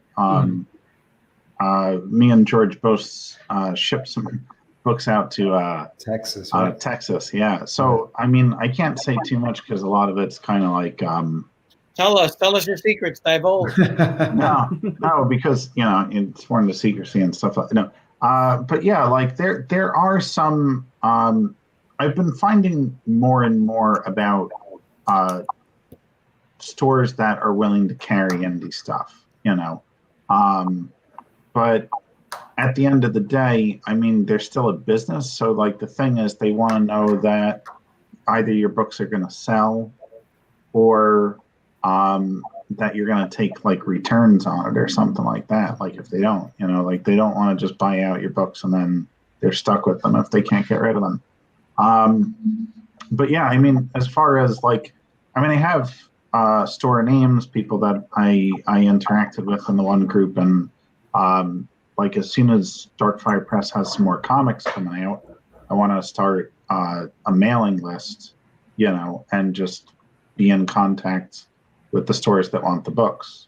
I mean, Kablam gives it's still more cost effective for them to order through Indie Planet, or I can just put in the order for them and order it direct and have it shipped by Kablam, because there's a bigger cut on it. And of course, I'd be willing to take returns, because I don't think at this point we're going to be shipping out so many books that like I'm going to be spending a lot of money on returns or anything like that, But yeah, like just do it like I do selling to the the public, like just trying to get the mailing list going, approach people, that's the best way I can think of doing it, without having an actual distributor for approaching them. Yeah. But even if you have a distributor, like, I mean, just to kind of, the one thing that I think I'm concentrating on more than anything else, whether it's with Darkfire Press and my own stuff, is just like promotion and advertising, And I've had so many conversations with people about this, and I get a lot of odd responses where it's like, well, how many sales are you making per like ad that's seen? And, like, I understand that people look at a lot of that stuff, but like, I feel like advertising hasn't changed that much. Like if you put a ad in a magazine a long time ago, I mean, you didn't get the, the analytics, you just hope the sales happened. And I think, a lot of it is just having your name out there. So, I mean, if I promote more and I run more ads and even the people working in the comic shops are seeing it, then when I go to approach them with a book, they'll say, oh yeah, I've been seeing that name all over the place. Like I think it makes it easier. So I think like no matter what way you're going to go, promotion is the key, like you just, and it's not a matter of like a one-to-one, every promotion has to make a sale. I think the idea is people just have to know you're there, Yeah. And it's hard. I think that's the problem with the indie publishing too. I think there's so much of it it's kind of in some ways, right? I mean, the guys like us that have been doing it for a while, we stick around and then our names get known, but it is like oversaturated in some other, in other ways. So I think, you got to stand out, and the only way to stand out is to just keep your name out there. Because even for me, like I don't usually try out a new book or a new publisher, a new author or creator or whatever, unless I've seen, the name coming up again and again. Unless it's something that absolutely just blows me out of the water, and I just connect with it immediately. It's usually going to be, I saw it a few times, referenced a few times, whatever, and then, I make a purchase. And I think probably most people are like that, especially when they don't have any money right now. They're going to be choosier. I think a lot of it too is using the social media networks. Just using those things. Ray talked about going door to door, knocking, old school. Just guerrilla kind of getting out there and just showing them your product and saying, hey, you got to pick it up. You can do that through social media. A lot of these stores have Instagram accounts where you can just maybe like a post and just post something at the bottom. Hey, I got a book, or contact them through a message on Instagram or even on Facebook, like you said, JM, those groups. Yeah. That's we got a lot of that information. The Spider's Web is one that I want to go see. Like Spider's Web is great. I wanted to go out to them, and then COVID happened. It was like, well, now I'm not going to go see them now. Let me say this, because the Spider's Web in Yonkers, which I'll give a little pitch to, is located at 887A Yonkers Avenue in Yonkers, New York, across from the casino. All right. Let me say this about them. Paul, who's the owner, and Andrew, who is like his main guy there, two of the most awesome people you'll ever meet. They're still in there. They post every day on Facebook. They're open from this time to this time. When we had to go into quarantine, they were doing curbside pickup for people. They were doing a lot of great stuff. It is a fantastic store if you guys can get into it. I will also a very clean store. Not that other stores are good. They're Paul just had this design in his head that it just came out. It's almost like, and I don't like to use this example, but Midtown Comics mini, like a mini Midtown, like it's just small, and he's very indie friendly. He's got, I don't know how much space. I would say, estimating maybe 4 to 5 feet just for indie books, maybe a little more. Yeah. So that's a good store, very indie friendly. They love indie books there. So I'm sorry, Michael, to interrupt you. What I would always also say is, and even with Ray, what you were saying, we would keep these stores alive. I think that if the store started to inject just maybe our books into their pull lists, just to get that kind of ball rolling. A lot of people have pull lists every month where just start injecting some of these independent titles in there, even if we supply them and hey, listen, you guys want to throw this in there, just like as let me see what this is, so that just people start seeing these things and maybe just get that side of the ball just to get ahead of it. You know what I mean? Maybe not that we're going to make tons of money right now, but just to get ahead of in case these big guys no longer exist. Well, here are the little guys. They just snuck in and they're in that pull bag now. Just an idea. Doing like maybe not even a full story, but like an 8-page sampler to be thrown in, like a free comic book day kind of thing. But at the end, here's a thing. Give it out for the next month or so to your people. Here's something. Because myself, all right, I've printed large, vast quantities of books, and I've done the POD, right? Now, there's a big difference between the two as far as price and cost and all that stuff. Mm-hmm. There's a sweet spot, about 1,000 books, roughly, right, that you want to hit to really maximize, your dollars, right? Because the thing is, for me, is like going through someplace like Indie Planet. It's nice, but you're making what, 50 cents a book, a quarter a book if you're lucky. Yeah, you understand? No, more than that. 75 cents. More than that. I don't think so. Yeah, really? $1 and change. Yeah, if you're pricing it for a comic book, just to print a book through them, it costs about $3.80 to $4 per comic. So what's your So you gotta charge between $5 and I would say $6.57 an issue. You know. Right. But the thing is, you still got to give the retailer a cut, right? So, Yeah, they usually they 50%. price it out. I mean, look, I understand what you're saying because like with the when I go wholesale for like Barnes Noble and everything, I'm using Ingram Spark. Yeah, the book's got to be marked up, like because the wholesaler discount, you know, the industry standard is like between 30 and 55%. They like 55%. I do 50 just because it means I can bring it down a little bit, but 50% of covered. Right. And then minus the cost of the printing and everything. So yeah, like when Darkfire Press sells a book, like if you buy one on Barnes Noble, it's a couple dollars, you know. But that's a book versus a comic. I mean, I know what you're saying about the comics, but yeah, wholesale, okay, like then maybe we're talking 75 cents, you know, but not if you know, somebody goes into Indie Planet and buys a book. Oh yeah, no, I'm talking about us making money. Right. You understand? I'm talking about us making money because the thing is, I mean, you know, but you know, I mean, the way to make money though is bulk sales. You know, you're not going to make it off of a couple of books. You know, you're not going to make it off of 100 books. You're not going to make it off of 1,000 books. You know, it's. I mean, it's always been that way.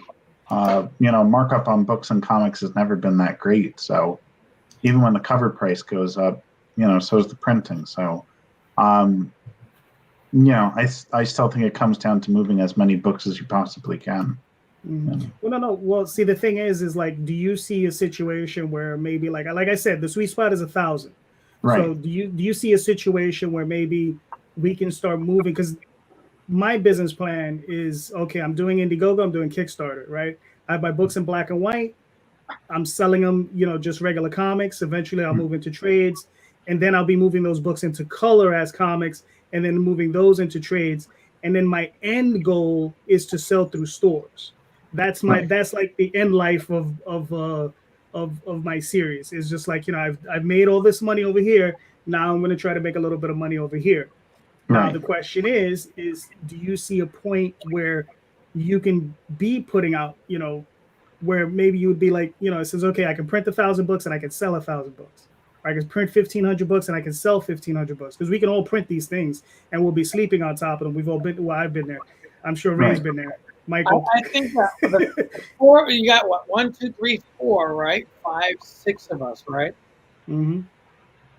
If we pool our resources together, any indie group can do this. If you form like a publishers co-op kind of thing, like back in the 2000s, the publishers co-op was basically a group of artists that helped publish other people's art. They pooled the work together. They did what they call a gang press, so they were gang print, so they're gang everything together into the printer. Like now you don't have to do that, it's digital and stuff. But if you have like a group, a team of people that can, in essence, you're forming a company where we're promoting each other's work and distributing each other's work. That is, I think, what's going to replace Diamond. Diamond is what? They're distributing other people's companies. Well, how did they do it? Well, one part was the mafia. They had money for the mob, right? Let's just be honest. That's how they were able to do it. They had mob money, and they had corporate money, DC Marvel money, right? We don't have a mafia, but what we do have is that we do have money, and we do have a fan base, and that is an income. And if we put our heads together, you know, because this is like in America, it's like the individual game now. We have to think like our parents did, that were immigrants, that came together as a community, like, you know, like the Chinese people get together. All right, you need a laundromat. This is a loan. Open that laundromat, and your money comes back to you. Then you open up. Someone else needs money. There's a grocery store. You need a restaurant. You need a restaurant. You need a restaurant. And you're all opening up restaurants. And I think that's what we have to do. We need I can see that the 6 of us. Imagine managing 200 or 300 or even 500 of these artists that would be in Artist Alley, and you have them almost like tithing towards a company, kind of like Legion M, where they're basically pooling money into a project. So you promote a monthly project or a quarterly project, and everyone pools their money into that project, and then that project is promoted, and then your project is next in line or slated X number, and then everyone does that as a cooperative, and then everyone's book comes out. Before you know it, guess what? You're DC, you're Marvel, you're Diamond, you're Amazon. I mean, Amazon doesn't sell anything. They're just distributors. And that's all they're doing. They're basically project managers for the warehouse, and everybody is a client. So if you have that mentality and you go to all these cons and recruit all these artists and say, hey, we're going to put your book out, that's how you build an empire. But you have to end that thinking of, I'm going to do it by myself, I'm going to do my own book, I'm going to do this. That's the harder road, you know? Like when I was talking about door-to-door sales and stuff like that, I said it jokingly, but it's also kind of like a metaphor of how you got to think bigger. You have to think differently because there are no conventions right now. But you have a whole shitload of talent out there that could be produced and picked up. And Kickstarter is smart for capitalizing on that, but you could be bigger than Kickstarter. Because Kickstarter doesn't have a product, just like Amazon. What they have are people who have a need and a desire to put their book in print, and then there's an audience that's willing to purchase it. And if you can tap into that, you know, you have and you need a theme. You know, you have to have a moniker or like a mission that people can stand behind. You know, like if you said, you know, we're a bunch of Latinos and Italians, right? It's like, you know, if you had like a, you know, diverse comics or something like that, or you know, something that promotes our ethnicity as the forefront of comics. You know, we're breaking stereotypes. We're breaking the stereotypes of Italians. We're breaking the stereotypes of Hispanics. And this is the type of book that our people want to read. We want to create. We want to publish. And then guess what?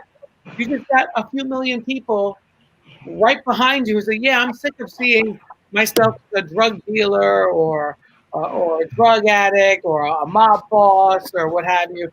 And you have all these people pooling their hard-earned money into your projects. And that's just the way to go. Well, right. Actually, that was a pretty interesting point right there. But let me ask you this, because you're saying working as a group, which, by the way, thank you for leaving me out of the group here. You're Italian, Mr. Gracia. Okay. I'm Italian, but DeSantis is Italian. But what I want to ask is, you were saying work as a group, which I'm cool with. I have a friend I'm starting up to do kind of work. We're kind of helping each other out, which is great. But as someone like me who's done solo work, everybody here has kind of done solo work in a way. Don't you think in today's world, like with JM saying, using services like Indie Planet, the social media where you just push social media. What? Something else. Don't you think, you know, you could have people kind of work as a one-man operation these days? And I mean, not gonna lie, it's hard work. You got to bust your ass. You don't win wars fighting your. You know, not everyone can be Batman. You know, I never want to be Batman. In the industry, you need an army. Yeah, and there will be blood. You know, so you know if you really want to conquer these two industries, these megaliths, you have to utilize your enemies, right? You know, the enemy of my enemy is my friend. Who's my enemy? Oh, well, Marvel and DC is my enemy. How can I defeat them? Well, I need Amazon. I need Barnes and Noble. I need Walmart. Mm-hmm. This is my China, my Korea, my Saudi Arabia. Well, you know. Well, I think I agree with Ray. So I think you have to go beyond even what he's talking about. For instance, I think we have to go beyond the comic book stores because years ago when I was at DC, okay, here I go again at DC, but I preach it, Tom, preach it. I'm gonna preach, yes. So around 78, I wrote a letter, which I have a copy of, to Jeanette, because they were going the whole hog into the comic book stores, and I said that's great, but don't abandon the rest of the market for the comic book stores, because this is why I said in '78, because you're not going to grow the market, because you're preaching to the choir. You're not creating new people. And I was kind of saying, hey, let's get into other things to get younger kids into the comics, which I think they've tried since then. Of course, then, I was like 21 at the time. So it was like, they said, go away, go back to, but I think basically what has to happen here, like we got the 6 of us here, right? So if, let's say, again, pulling the resources. Across here too. He's number 7. Yeah. Thank you, Ray. 7. He's our Peter of our half dozen. Our half of our 20 dozen. Could you, Mike? Could you mute Ray, please? Ray, absolutely. For instance, we have to look beyond the comic book stores. I can't remember the name of the outfit, but someone did a comic book based on the character. I can't think of the name now, but they got their books into Walmart. Okay. Bass Reeves. Someone did a Bass Reeves comic. Red Rooster, Bass Reeves. Yes. Yeah. Right, and they got into Walmart, and I think they got a separate display at Walmart. So they got their indie comic into Walmart. Mm-hmm. And that's what has to happen is we have to get the books into the Walmarts, into the Targets, and the Barnes and Noble. Like my buddy Peter Amali, he does the Alterna comics. Mm-hmm. He dumped a diamond and whatever, and he's distributing himself now to comic book stores, and he's in Barnes and Noble. And he's also printing his books on newsprint, so he's selling them for like $1, $1.50, $2. Yeah. And he's able to make a profit, and he's offering other people to be able to use the same printing press to print your books on newsprint, cheaper in color. Yeah. There's alternate ways of doing this, but I think what it is that I think people have to kind of like join together. Maybe it doesn't have to necessarily be financially, but some kind of network to get all these books together. Like for instance, you've got a list of all the comic book stores that are buying books. Share the list. You say, hey, here's a book by Jim. Oh, he froze for a moment. Let's give him a moment. Crazy Man Vera is not saying anything. Come on, Crazy Man. Hold on, let's wait for him. But in the meantime, Sebastian Bonet says hi, guys. So everyone knows Sebastian. What's up, Sebastian? Tom, if you can hear me or hear us, you froze on our end. If you need to sign out and sign back in, feel free to. Ray, if you want to text him that. Yeah, well, Crazy Man Vera, he's the quietest one here as he's like absorbing the information. He's like, the brain is firing. I can see it. Speak, Yeah. man, speak. No, I was just listening to all of you guys, and I think success is a matter of output, in my opinion. I think it's you can't depend on the publisher to do the legwork. They're just one form of promotion. You have to still be your biggest sounding board. You have to be the biggest microphone out there, and you have to represent your brand. Because I think what happens is, we just did a show and we had this conversation where we just assumed that someone who's publishing it, that it's going to get out there, but it's your baby. You decide the fate of it, and especially when you're not known. And I recognize that immediately. When we started in the game, I was creating a buzz, but that was hard work. Yeah. And and I walked away from it. And I know coming back in the game, I'd have to work 50 times harder than I did back then, because now the market's so oversaturated that even just to get noticed, I have to get through the mud, because I'm in the mud. So um, even if like I have a multi-step strategy, and I have a timeline, on where I want to see things happen. And I know that there's certain thresholds I have to meet in order to be able to change up or go to plan B, plan C, right? And So so break it down, Sam. How exactly are you going to do that? One step at a time. yeah, Go ahead. Go for it. We're gonna I'm be gonna have to start charging for this one. No, but it's a multi-step approach to. All right, my goal is to get into the publisher's hands, but in the meantime, what needs to happen between now and then? What do I need to do here, and then how do I make noise there? Right. So it's really thinking about 5 steps ahead. It's not just even while we're working on issue 1, we're planning on how to market issue 2, even though we're currently in the phase of promoting issue 1. We're already launching the Kickstarter. Promoting the Kickstarter for January, and we're about to send the stuff to the printer's hands at the end of the week, to get it into people's hands early. So that's an exciting thing.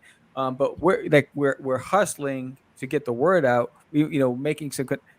What I've been doing on the back end is creating a database, making contacts. I've been using everything on social media to connect with the people who I believe is the audience that I need to connect with to be able to take my product to the next level, while trying to build my social media recognition with the locals. That's the way I look at it, right? So how do I get credibility in a field where there's just a lot of competition? So I have to be aggressive on social media. But then I also need to connect with the decision makers. So how do I do that? And how do I gain credibility there? How do I get a seat at the table there? How do I get them to take notice? All right. Now, if that doesn't work, I still need to get this book out there. What's plan B? So I think that's what it is. And all of it is output. It's what am I willing to do, and what I'm not. If I say it all the time. He said it back then. He said, "Yeah, Dad. If your list of I'm not willing to do this because I want to go and party, or I want to go to the park, or I want to do this. You know what? That's why I'm going to take that food off your table, because while you go to the party, I'm going to be out there hustling. I'm going to be out there knocking on those doors, grassroots. I believe the same. I have the same philosophy. But Ray said, you need to go door to door. You need to adjust to the climate. Don't let the climate influence your decision. You need to react to it before it consumes you. Because what happens is people take a back seat to it. Oh, we can't go to cons, so I guess I'll wait till next year. No. Next year's yesterday. And I think that's the mindset you have to have. Oh shit, there are no cons. What are we doing now? You know what? Great thing to happen to us in 2020. Besides all the drama and the torment and all the psychological nonsense that happened, and the fear, the great thing was it allowed us to recalibrate, reassess our business strategy, create great content, and hustle. So, by the time things start moving, we're 5 steps ahead than we would have been had we not had the lockdown. And that's what, so I look at the blessings from it. So, I'm not going to give too much away of what my strategy is, but it's because I'm also competitive. So give sorry, it away. Ray. Give it away. I'm sorry, Sam, Ray, you but just I'm also gotta very tell us- competitive.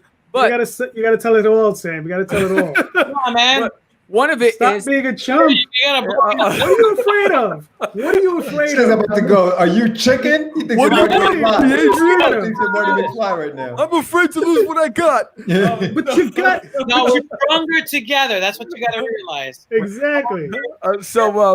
Well, like the unveiling of the what I've been doing, investing in the studio. It starts with creating the atmosphere that's indicative to my strategy, right? It has to be lined up with where I am mentally on where I project myself to be, and I think that's where it is. It's a lot of psychological things. You get games. You have to put yourself in that mind state. I always say when I coach teams, master the role that you're in, but do the job you want. And I apply that to what we're doing here. It's, we're going to master what we're doing, but I'm going to live the life that I'm expecting for myself. And that's by the hustle. So you want to succeed, forget about the competition, recognize it. Forget about the challenges, identify it. But go out there and make your own rules. Break the norms, because people are always looking, well, you can't because of this or you can't because of that. No. Create your own lane, and then let the chips fall where they may. And that's the way I look at it.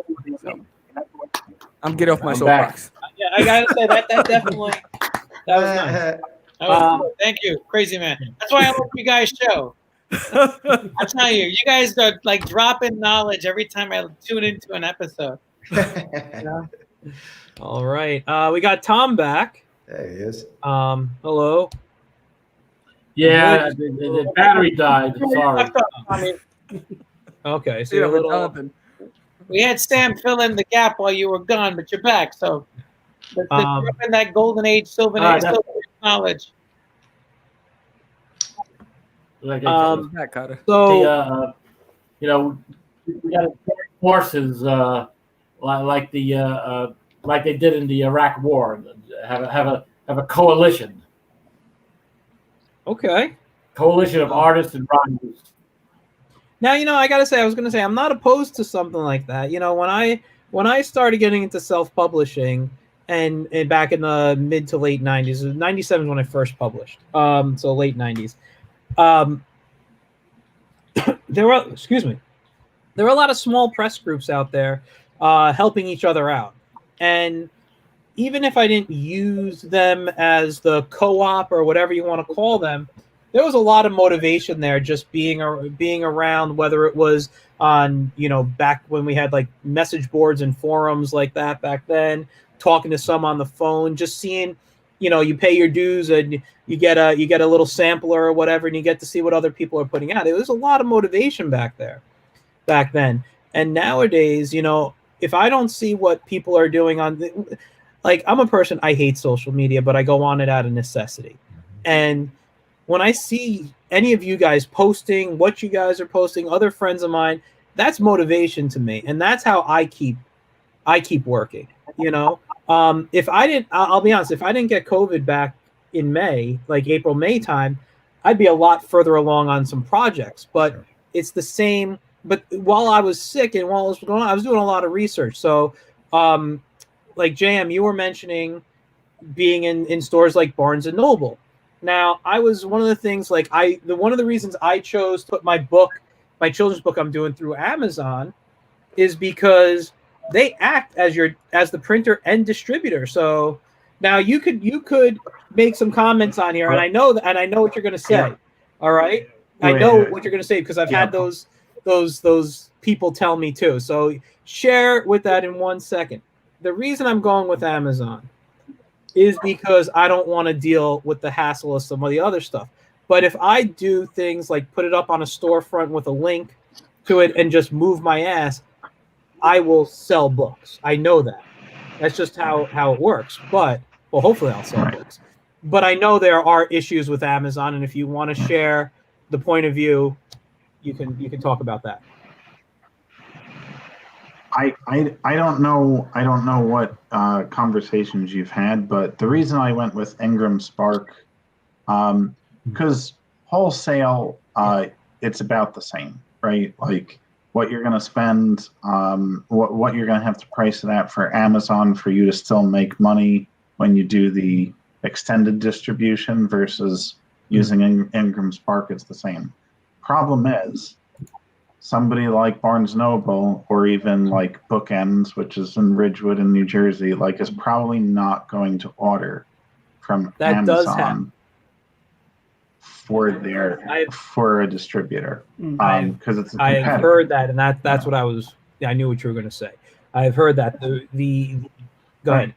Well, but Ingram Spark is the largest, I guess, independent book printer / distributor.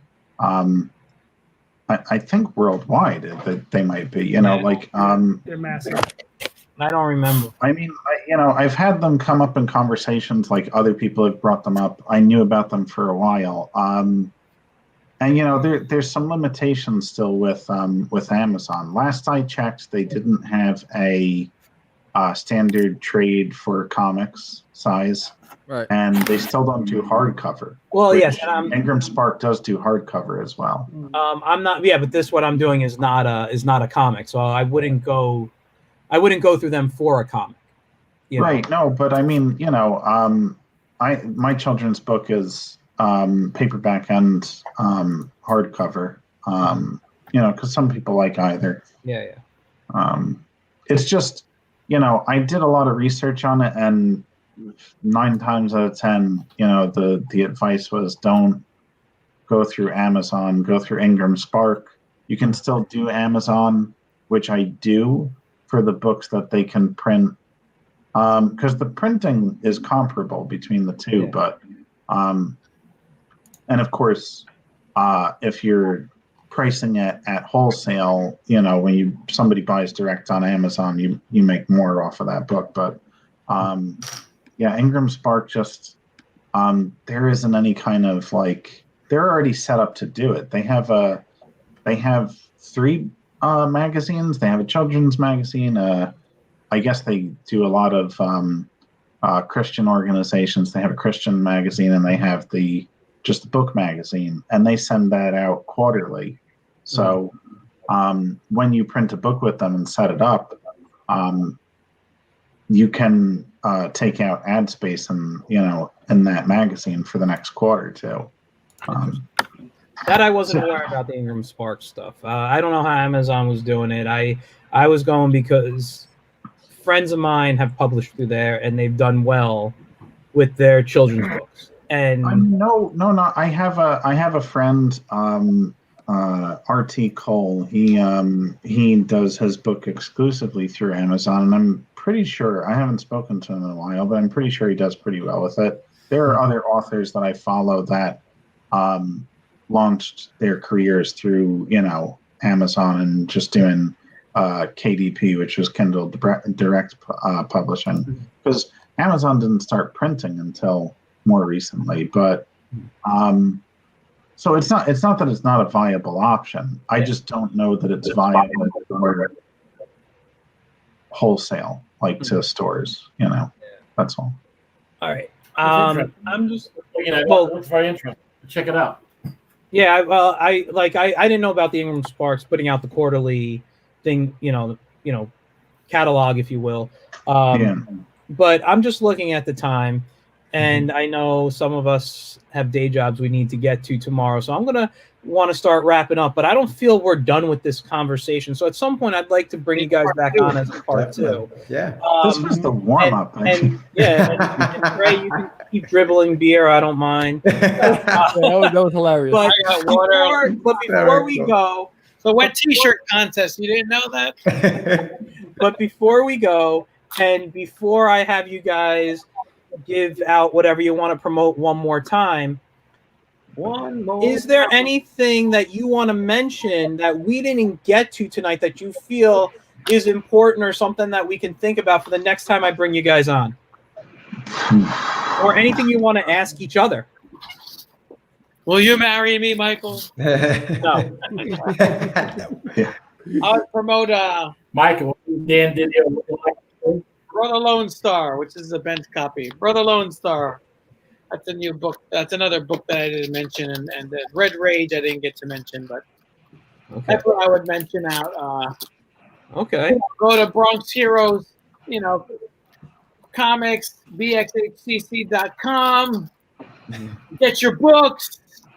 Support the independents, because we are the future. We are tomorrow. Mm-hmm. Yeah. So I think, and also Netflix also. Actually, I was talking to someone from Netflix a few months ago, and they were really talking about the independent publishing, the Amazon through Comixology, all that stuff, Instagram, social media. Netflix is buying a lot of properties like Dark Horse Comics and other smaller companies licensing their stories for films, because they are trying to basically crack.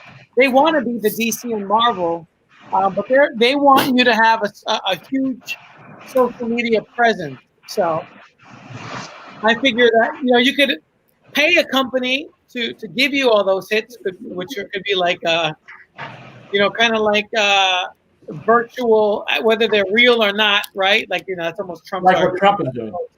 But you can get you could pay a company to get you 1 million hits on your page immediately, or you could just do grassroots and literally have an account on every single social media site, which is what I've been doing. So I have a TikTok, I have a Snapchat, I have an Instagram, I have a Facebook, a Twitter, everything. And if I hear a new one, I'll jump on that one. So I mean, you have to be ever present. You have to look and see what young people are attracted to, what young people are doing, and that's how you're going to get their audience. That's why I think the wide book publications are so smart.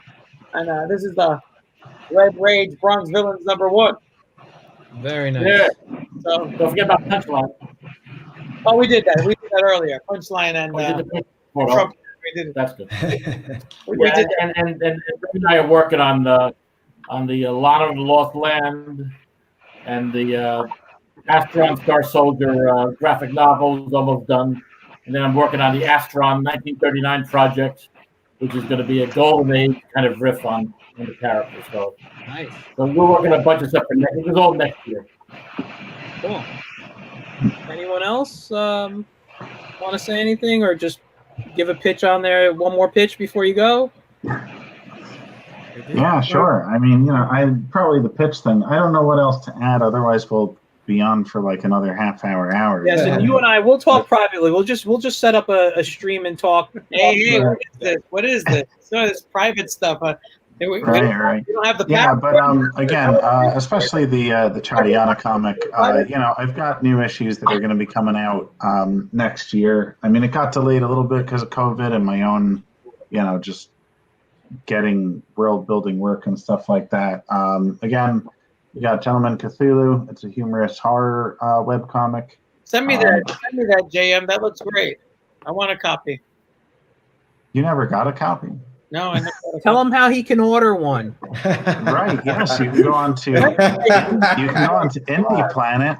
Right. Actually, if you go to darkfirepress.com, all my books are there, plus George's book and a couple others.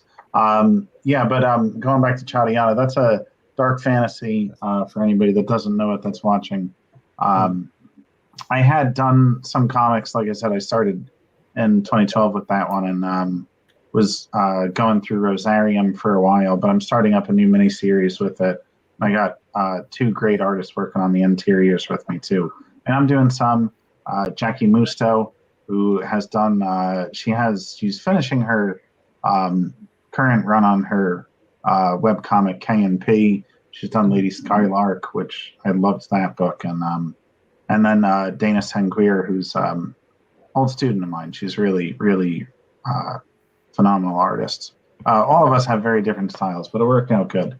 And then of course my novella Robert Phillips, which is it's solid. I'm happy it's my first novel. Tell us about Robert Phillips. Who is he?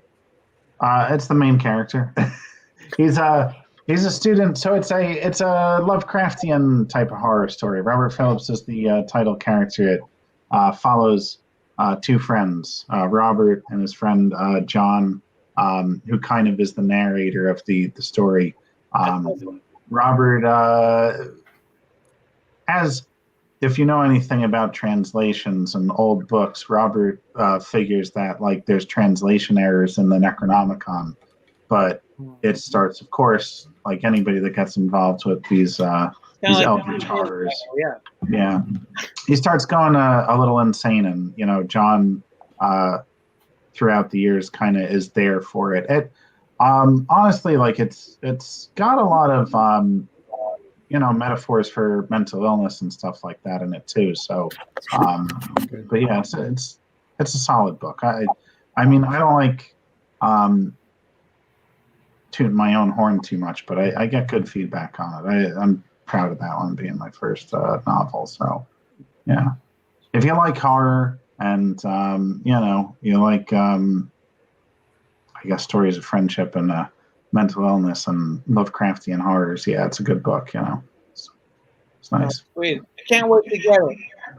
Yeah, well, you can get that. You can go to Amazon right now and get that, or you can go on to BarnesNoble.com and you can get it. It is available on both Books A Million, IndieBound. You were just saying that Amazon is bad. What happened? You just I didn't say it was Say bad. Amazon was bad. I didn't say it was bad. I said that don't use it as your distributor to other stores. yeah, I see what you're saying. Yes. Amazon is great because, I mean, like, look, I mean, do I want Jeff Bezos having like all the money in the world? No, but right now that's where everybody's shopping. So, I mean, I want my books on his platform. And I think we're going to be shopping there a lot longer. You know, We'll plan his abduction later. You know, it's like for what it's worth, just as an aside, I am trying to, as often as I can, give my business to other companies, including Barnes Noble. Like if I got to order books, I'm trying to go through them instead of doing it through Amazon, just because, like, I mean, they're pulling in so much money right now. Like if I can just distribute my funds a little bit wider. Yeah, but they're going to be the last man standing. It looks like so. I'm sure. We have no choice in the matter. Well, you'll have Amazon satellites and Amazon and Tesla space launches. We're not going anywhere, you know. Yeah, they're too big to fail. So, anyone else want to give a promotion or say anything? Let's go jump to JD. in. So we have the Oswald Chronicles currently available on Indiegogo.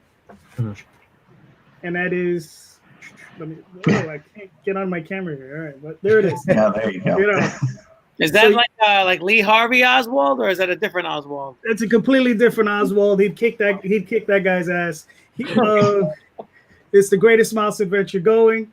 So if you want to go check it out, you like fantasy, science fiction, you like mouse adventures, you like that sort of thing, things with fae and that sort of thing, you'll definitely want to check this out. You can check it out on the OswaldChronicles.com, and you go check out TallTalesOnline.com. Awesome, thank you. And we'll save the last two up there. You guys, George and Sam. Let's hear from you guys. Go ahead, Sammy. All right, so let's see. On the 24th, we have our Kickstarter follow-up show. It's a live show, 8 p.m. It's going to be fun. So you want your updates on where we are with the first Kickstarter and where we are in production. It's a great opportunity. It will also have the unveiling of the new studio, as well as if we get 10 people in the chat room, then you might have me serenade George. So you might want to be there for that. Look at JD just woke up. He's there. Show up. Yeah, man. We need a minimum of 10 people to witness the tunes to George. But yeah, so the 24th, 8 p.m. We will be live on YouTube, breaking down and also getting a sneak peek of the pages from the first issue. So the book is completely done. So it's getting ready to be packaged and go to production by the end of the week. So we're excited about that. We have our Kickstarter launching for issue 2, January 14th. We're excited about that. And I had to put What's in the Box and the Crazy 10 or Less on hiatus while I worked on the new setup, and that'll be back in full force. So we're excited, and we're booked through the end of the year. So we had all the shows through the end of the year already recorded and in the pipeline. So you can see all the guests on Facebook on our calendar on Facebook. So that's great. And we'll have Get Your Meds as well. I hope you'll have some new meds. Oh Get yeah, Your Meds we got your meds. Yes, we got your meds. Yes. So, all right. So then for me, I'm just gonna follow up on Sam's information there on social media. You can follow us on official IG page of the Crazies. You can follow us on Catch the Craze on Instagram, and also follow me at Medina Whip Work in Progress on Instagram. That's also my website, medinawhip.com. There you can hit the shop. You can buy the Wonder Duck comic, which actually leads you right to darkfirepress.com. So that link takes you right to Darkfire Press, where you can pick this book up. And you can also pick up my other graphic novel, Rust 5377, which I've been working on for a very long time. It's a full 144-page full-color graphic novel is the pages of Wonder Duck. So check that out there.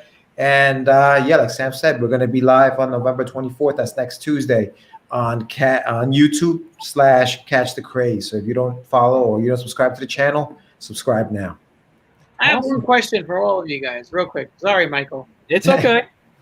What do you find more profitable, the single issues, the floppies, or the trade paperbacks?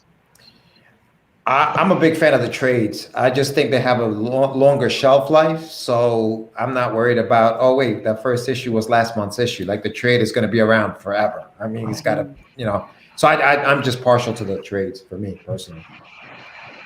Well, it again, it goes to the numbers game, right?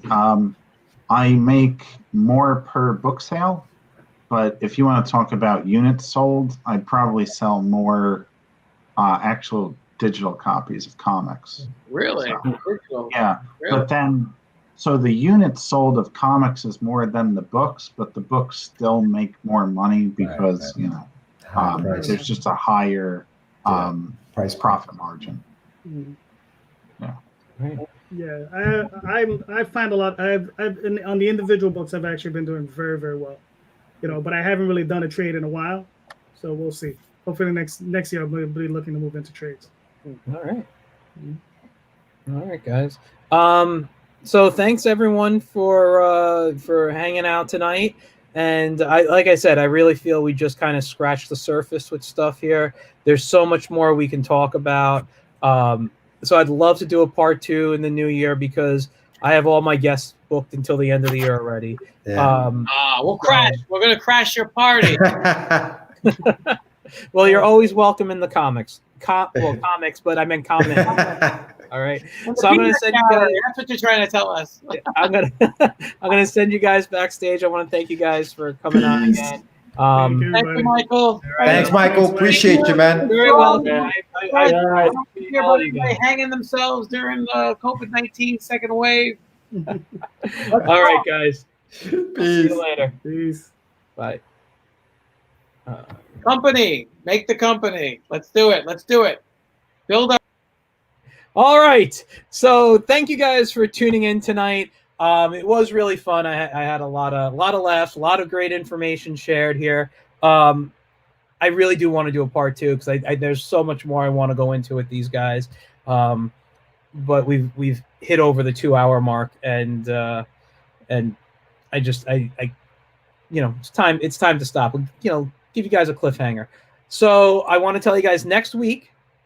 Might have a special time. I'll make the announcement. So follow getintoon.net on Facebook or watch the YouTube channel when the video goes up early. But I'm gonna have, and if you guys, especially artists around my age, remember this guy.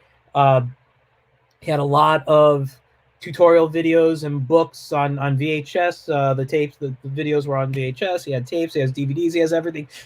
I own a caricature by him on my wall, which I'll show next week. But I'm gonna have Bruce Blitz on, who I've been a fan of, and I can't wait to talk to him. So next Tuesday, might change the time, might do a special time slot, but Bruce Blitz will be on next week. So you guys have a great rest of your week, great weekend. I'll see you later. All right. Bye, guys.